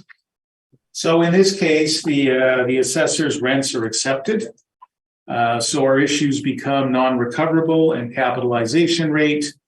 On the issue of non-recoverable, again, just conceptually, I'm at page 3 of my brief. The assessor's 3% allowance is 10% is $10,223. There's approximately 51,000 square feet of roof. It's not actually one roof. And I'll suggest that actually makes it more expensive when it has to be replaced, because the contractors essentially got to mobilize onto 2 different roofs, separated by an area of parking lot, and that's going to increase the cost.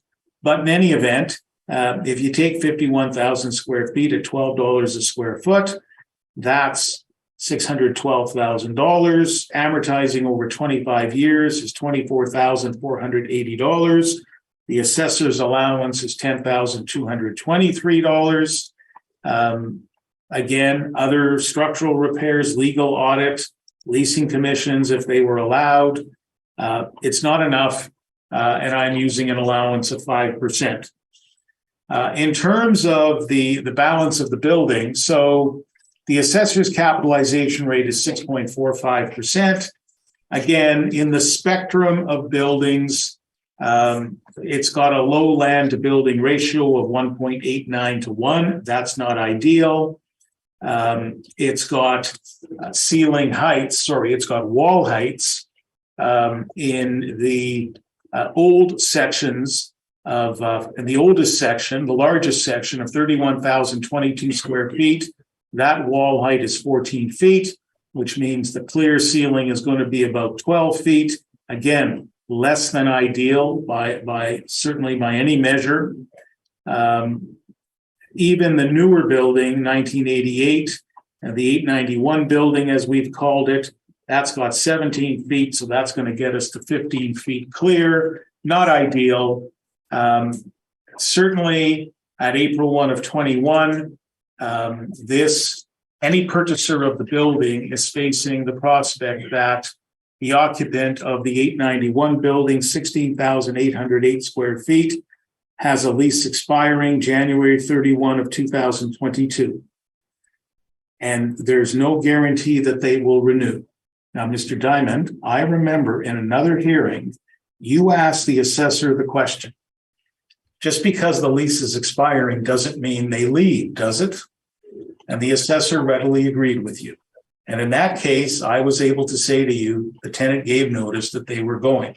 It's the same thing here. This tenant bought a piece of land on Century and built a new building there called Urban Tactical. You may have noticed it as you drive by. It's on the west side of Century, and it's a newly built building. They were going. My point simply is that any purchaser of this building now faces the risk that within 10 months, the entirety of the 891 building will be vacant. That's a big risk.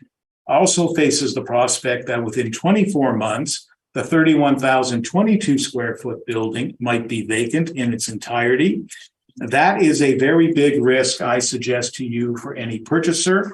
And whatever the dynamics of the purchase back in 2017 may have been, back in 2017, that purchaser knows that they're buying a property with term remaining on the tenancies. So they've got the comfort of knowing that that tenant in the 16,808, the tenant in the 31,000 square foot area has a lease running till April 30 of 2023. Essentially 7 years. So the biggest part of the property, they can be comfortable that they've got security of tenancy, but less comfortable certainly when we get to April 1 of 21. And that's really my point. Whatever the dynamics of that purchase transaction were back in August of 2017, the dynamics are completely different by the time we get to April 1 of 21. And so at the end of the day, I'm using the assessor's rents. I'm increasing the non-recoverable to 5%, but I'm also increasing the capitalization rate to 7% from the assessor's 6.45, driven by the combination of, but substantially by the risk of loss of tenancy, but also by taking into account other qualitative factors like the land to building ratio and like the ceiling heights. I'm open for questions. Mr. Das Mohammed, any questions?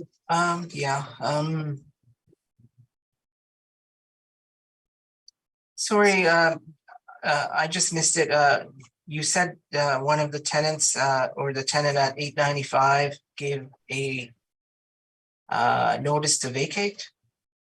They gave notice that they would not be renewing because they bought land on Century and built a new building. And when was that notice given? That notice was given prior to April 1 of 21, because they had acquired the land prior to that date. And you're saying that this building is going to be vacant as of 2023, or it has started to be advertised already? What I'm telling you is that at April 1 of 21, the tenant occupying the entire building of 16,088 square feet has given notice that they are leaving. Therefore, the landlord, the buyer is faced with the risk that if they buy the building at January 31 of 22, that space will be vacant. And who knows how long it will take to fill. And did you bring that notice that was given in April 1st, 2021? I did not. So your client did not provide you with that notice that was given to them? It was discussed. Okay, those are all my questions. Ms. Anderson, any questions? I have no questions. Thank you. Mr. Mayor, any questions? I have none, Mr. Chairman. Thank you. Okay. Yeah, very good memory, Mr. Gibbon. Of course, I asked you in previous hearings, and I guess on this one, too, the fact that a property is going to go dark, as you say, or a tenant's going to leave, can also be an incentive if you have a good rental market, because there's an opportunity of leasing it or more to somebody else. And we don't know what the situation is going to be yet. It's true, but again, you need to look at the quality of the building, the attributes of the building, the location, the land to building ratio. You look at all those things. St. James, what St. James has is a large stock of older buildings. That's what St. James has. Lower ceilings generally. It's an older area. It was developed a long time ago. And so in theory, you're right, but no guarantees. And I say that a purchaser will account for that risk in the capitalization rate. Fair answer. Okay, thank you. Okay, we'll proceed with our next matter, which is 1400 Sargent Avenue. So that's when you're ready. Okay, thank you.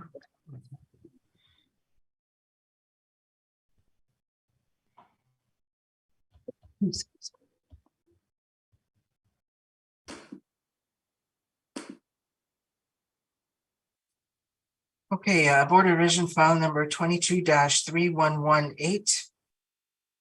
Roll number 13099071795. Address is 1400 Sargent Avenue. Roll year is 2023. Reference date is April 1st, 2021. Assessed value is $2,649,000. Parcel use is industrial warehouse. Number of buildings is 1. Number of premises is 4. Number of stories is 1. Actual year built and effective year are both 1955. Wall height is 14 feet. Zoning is C3 commercial corridor. Land area is approximately 40,500 square feet. Plan area is 20,000 square foot. Excuse me. There's a basement area of 840 square feet.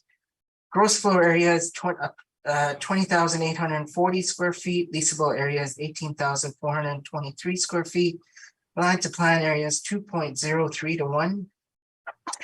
If you turn to my appendix, page 1, there is the map of the subject area. Again, it's in the St. James Industrial Park, northwest quadrant of the city. Bottom of page 1 is the subject parcel boundaries. Appendix 2 is subject aerial view. And then on appendix page 3 is the subject street views. Now, the property is located on the corner of Sargent and St. James, which is a busy traffic area. It's prime location. Excuse me. Again, page 4 is the more street views, and then on page 5 is the site plan. And page 6 is the building section. So there's 2 building sections. there's one building section with one building with two sections.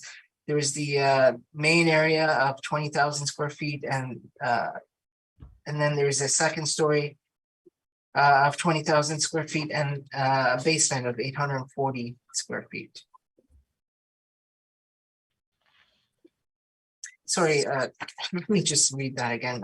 There's a basement area of 840 square feet, main area of 20,000 square feet.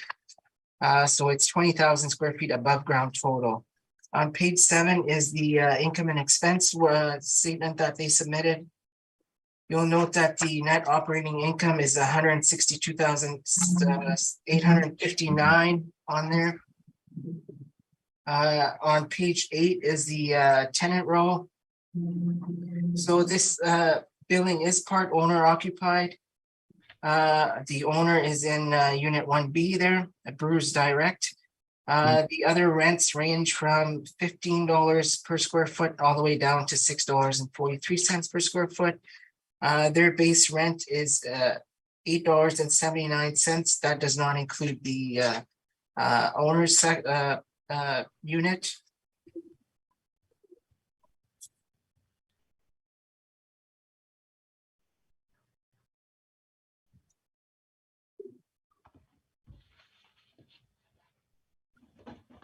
Okay, on page 9, there was a sales mailer submitted to the city electronically.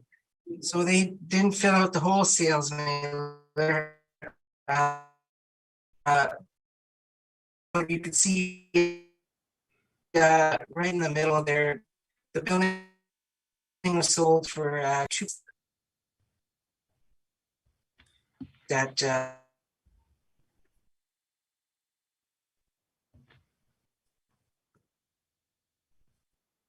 Mr. Chair, I can't hear. It's frozen, Yep. it seems. Ditto.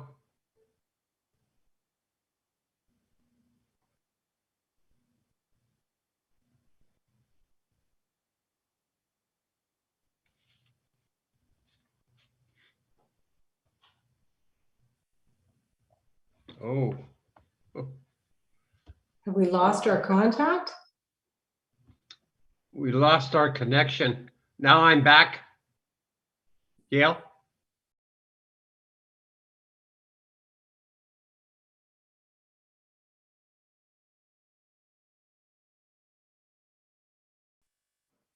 Okay, Mr. Das Mohammed, you can proceed. So I know that what Mr. Newman said was correct. We did hear you talk about the mailer. I think you went down a little bit after that, but I do recall that. So if you can maybe go back to that point. Okay, so we had a sales mailer submitted in 2014. So in the middle of that page, you'll note that they're indicating that the property was sold for $2.1 million and we had it assessed for $1.154 million. Other than that, we don't have a completed sales mailer, so I really can't go through much more of that.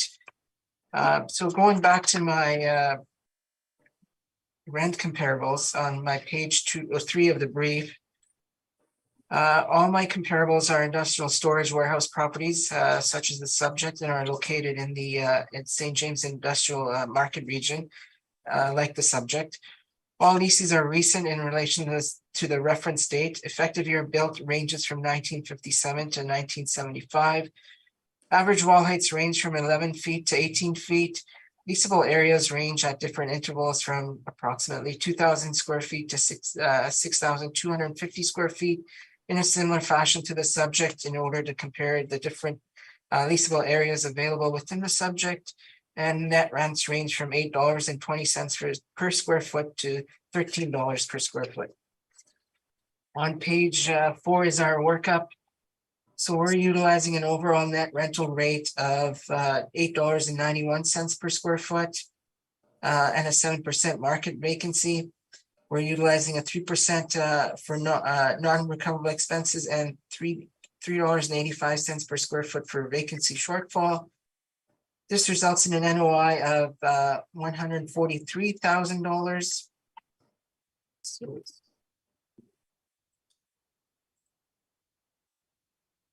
And just for comparison's sake, I just want to again indicate that the applicant was indicating a net income of $162,859. So we are lower than that. And we're utilizing a cap rate of 5.4%. So that works out to a rounded capitalized value and assessed value of $2,649,000. So again, given the strong state of the Winnipeg industrial market over the last number of years and foreseeable future, the sale of the subject property for $2.1 million 7 years prior to the reference date, I believe that the assessed value of $2.649 million should be fair and equitable, and I respectfully ask that the board confirm this value. And I'm open to questions. Hey, Mr. Newman, questions? So, again, as you told us, effective age of 1955, land to plan area of 2.03. Let's look at page 6 of your brief. So that's the capitalization rate chart. And again, we know the city is 20th and 80th is 5.55 to 7.45. We know what the broker's rates are, and I'll circle back to that in my submission. So this property with a 1955 effective age, with a land to building ratio of 2.03 to 1, with 14-foot wall heights, you're saying the cap rate of 5.4% says is better than 80% of the buildings in the city. I do agree it's a little on the low side. Okay, thank you. I sometimes wonder if these get slipped in, and I'm being flippant now just to see if we're paying attention. But thank you for that. Well, what do you think a better cap rate is if that's too low, considering the attributes of the building? Well, I would be inclined to same as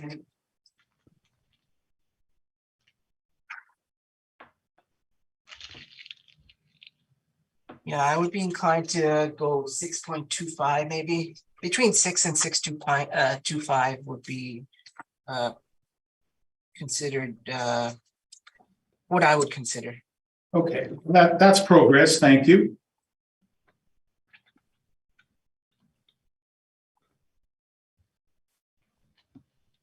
Okay, so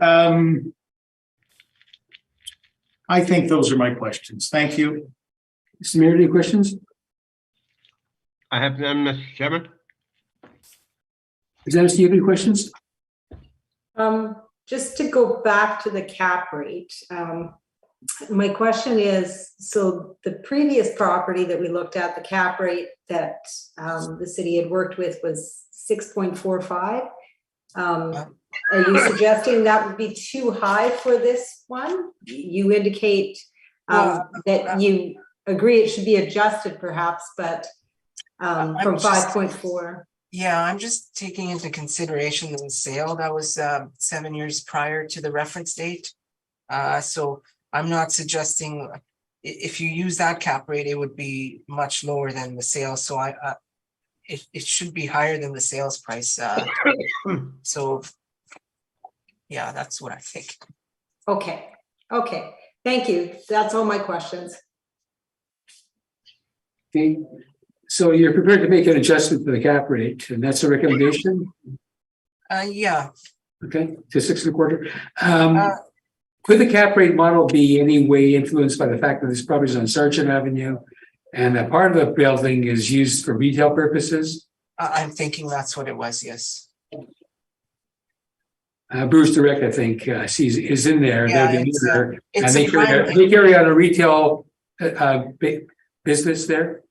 It's a prime location, yeah. It's the Yeah, it's right on the corner of St. James and Sargent. There is, the building has been updated. So I don't think it's appropriate to go any higher than 6.25%.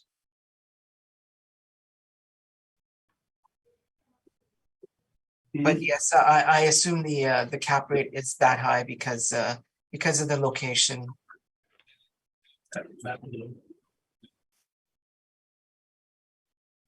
Okay, thank you.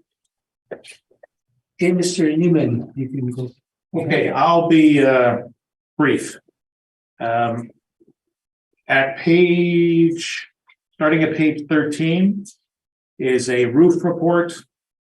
And if you look at page 14, what it does is it provides a grading of each of the different roof areas, giving a grade D to 2 of the roof areas and a grade C to a 3rd roof area. And it then provides a review and commentary. And if you then go to page 26, and actually it's in different places, but page 26 is fine. You'll see how they categorize the grades. And a grade D roof has 2 to 4 years of service life remaining. And, you know, again, we get back to this, really goes to the non-recoverable. The assessor's non-recoverable allowance is $4,578. If we've got, you know, roof of say 20,000 square feet on this building at $12 a square foot, that's going to be $360,000. And again, if you amortize that over, that's going to be $235,000, I said. Yes, 19,590 square feet of roof is what I used. At $12, $235,000, 25 years, $9,403. The allowance is $4,598, essentially half that. And again, you know, looking at the building, it's a bit of a funny scenario. So my ask was for a cap of 6.75%, taking all these variables into account. My NOI was slightly different than the assessor. And frankly, I can see that I messed up my calculation on page 12 in a number of places. So if I can have you look at that, but then I will give you some different numbers. So if we, I'm accepting the assessor's potential income of $164,081 and the 7% vacancy. So that then brings us, and the $3.85 shortfall. I differ on the 3% expense allowance. And so my number there would become $7,629.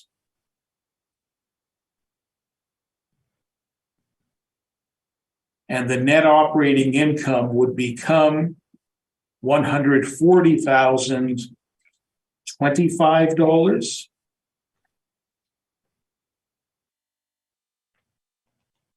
And at a 6.5% cap, that is $2,154,244. And at a 6.75% cap, that is $2,074,457. It's not that different. The cap rate, because the NOI is relatively small, the cap rate doesn't have that big of an impact. So I think at the end of the day, we're somewhere in the range of a cap from the assessor's perspective of 6.25. I'm at the high end 6.75. my NOI is a little bit lower than the assessor because I'm using 5% on the non-recoverables. And that's what you're gonna have to decide. Okay. Any questions, Mr. Daslan? Yeah, just some clarification. On page 12 of your workup, you are revising to a 7% vacancy, Right. and $3.85 for shortfall vacancy. Yes. Shortfall. Yeah, And your non-recoverables was at 5% or 7%? I'm bringing it down to 5. And your cap rate, did you say 6.5%? So I gave you numbers with both. I gave you a number with 6.5. And I gave you a number with 6.75. And if you'd like the numbers repeated, I'm happy to do that. No, just for my notes. Okay, Okay, thank you. Those are all the questions I have. Thank you. Ms. Merritt, any questions? I have none, Mr. Chairman. Thank you. Ms. Anderson, do you have any questions? No, I have no questions. Thank you. Okay, and I don't either. This one's pretty clear, so we have to make a decision and yeah. Thank you. So we have the last item on the agenda, and that is 1266 Border Street. And when you're ready, Mr. Daslan, you can proceed. Okay.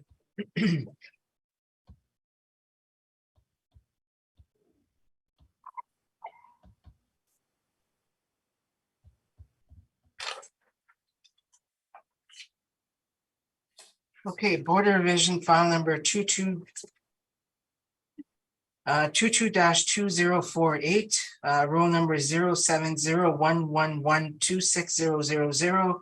Address is 1266 Border Street. Roll year is 2023, reference date is April 1st, 2021.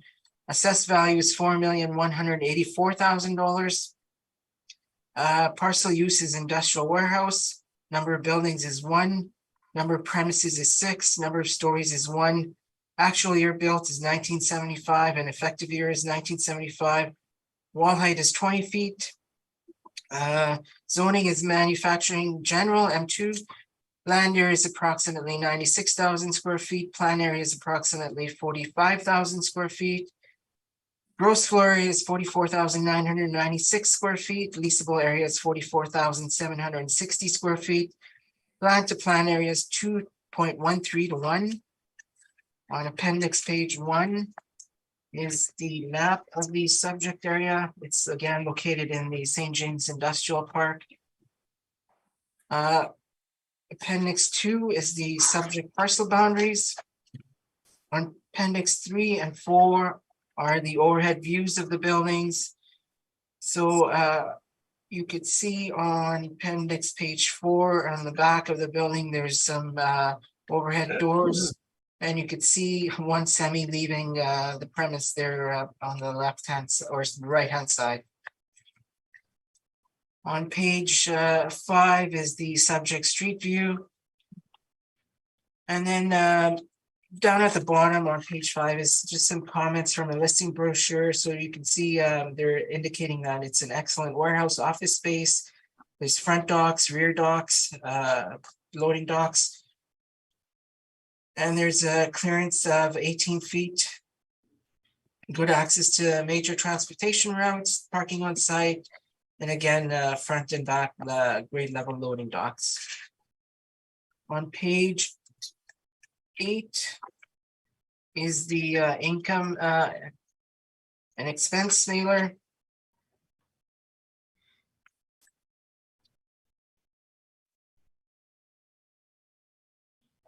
So you'll note that they are indicating a net income of $307,736 on appendix page 10, right? Fourth paragraph from the bottom. And then on appendix page 11 is the tenant roll. So the tenant roll at the top there, that's what was submitted. I tried to zoom in on it and I reproduced it at the bottom. So you'll see net rents ranging from $5.60 to $7. that gives us a net, overall net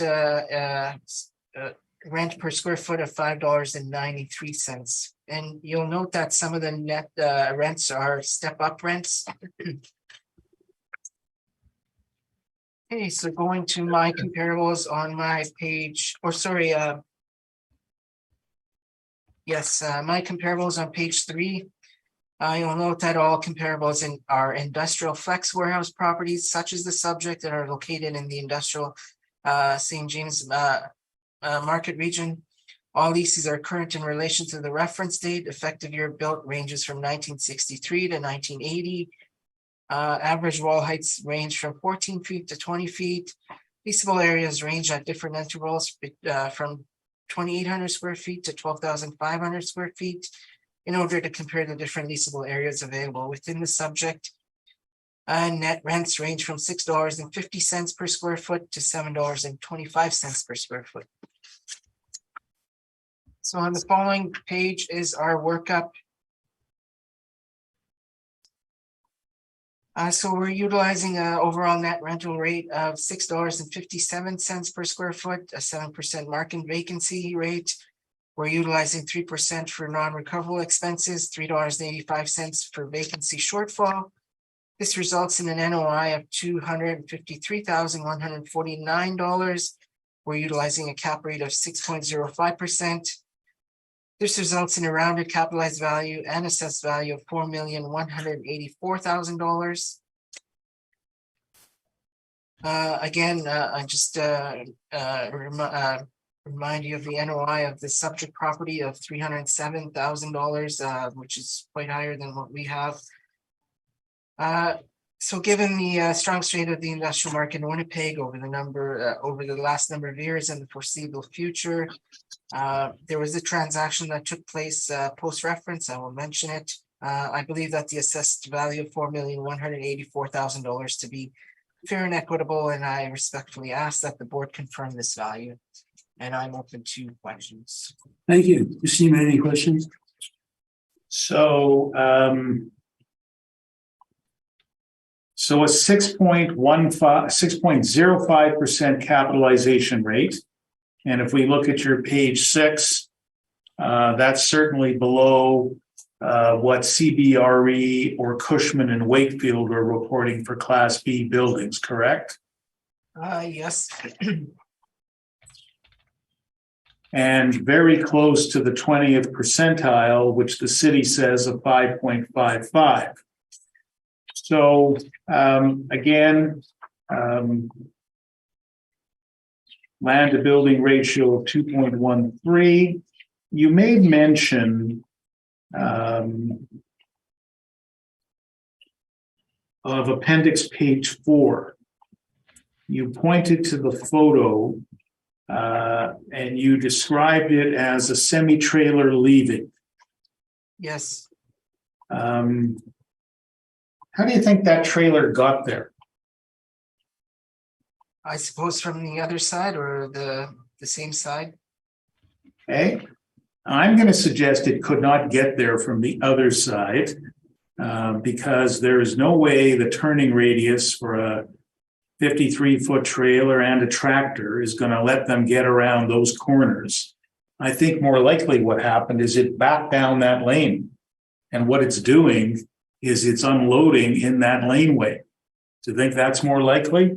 It could be, but there is, if you look in the street views on appendix 5, there are loading docks in the front for each tenant. Yeah, I'm not doubting that. Yeah. That's not my point. My point is simply that I don't think there's enough room at the back of this property for semi-trailers to be circling it. You may be right. Yeah, okay. Let me just take a quick look here.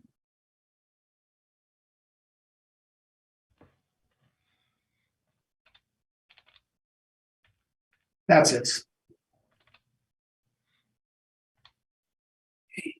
Mr. Mayor, any questions? I have not much, Chairman. Thank you. Thank you. Ms. Anderson, do you have any questions? No, I have no questions. Thank you. And I don't either, so Mr. Newman, you can go ahead. Okay, so here we have three issues here. So the assessor's rent is an average rate of $6.56 a square foot. Actual rents in place, and the easiest place to see it, I think, is actually in the assessor's brief. My apologies. At page 2 of the assessor's brief, there's the listing of the rents. Only one of them is above $6.56. Everything else is below. There's a number below $6. I've listed some comparables at the bottom of page 2 and onto the top of page 3. They're bracketing $6, and I ultimately use $6 a square foot as the rent. On the non-recoverables, again, much the same of what you've heard from me before. Page 13 is a roofing report. Again, reflecting the condition of the roof, recommending replacements in 2021, replacements in 2023. And then if you look to page 16 of the report, you'll see a listing of the costs for the roof. And I think you'll see some handwritten numbers on that page as well. Is that correct? Yes. So those handwritten numbers, that's my handwriting, and that's totaling the amounts of the roof cost, excluding the 2021 roof item at $539,000. And again, we've got approximately 45,000 square feet of roof. If we amortize over 25 years, that's $21,582. The assessor's allowance is $8,202. So clearly that's not enough to cover the roof, let alone other structural, parking lot, etc. So I select a 5% allowance.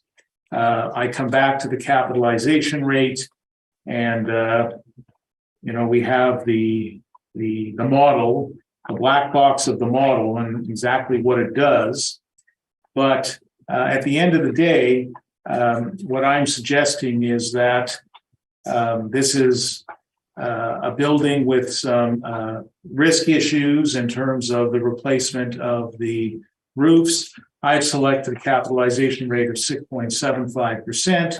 And at page 12, you see my spreadsheet with the calculation of value using the 7% vacant, $6 rate, 7% vacancy, $3.85, the 5% non-recoverable, NOI of $225, $209, capitalized at 6.75%.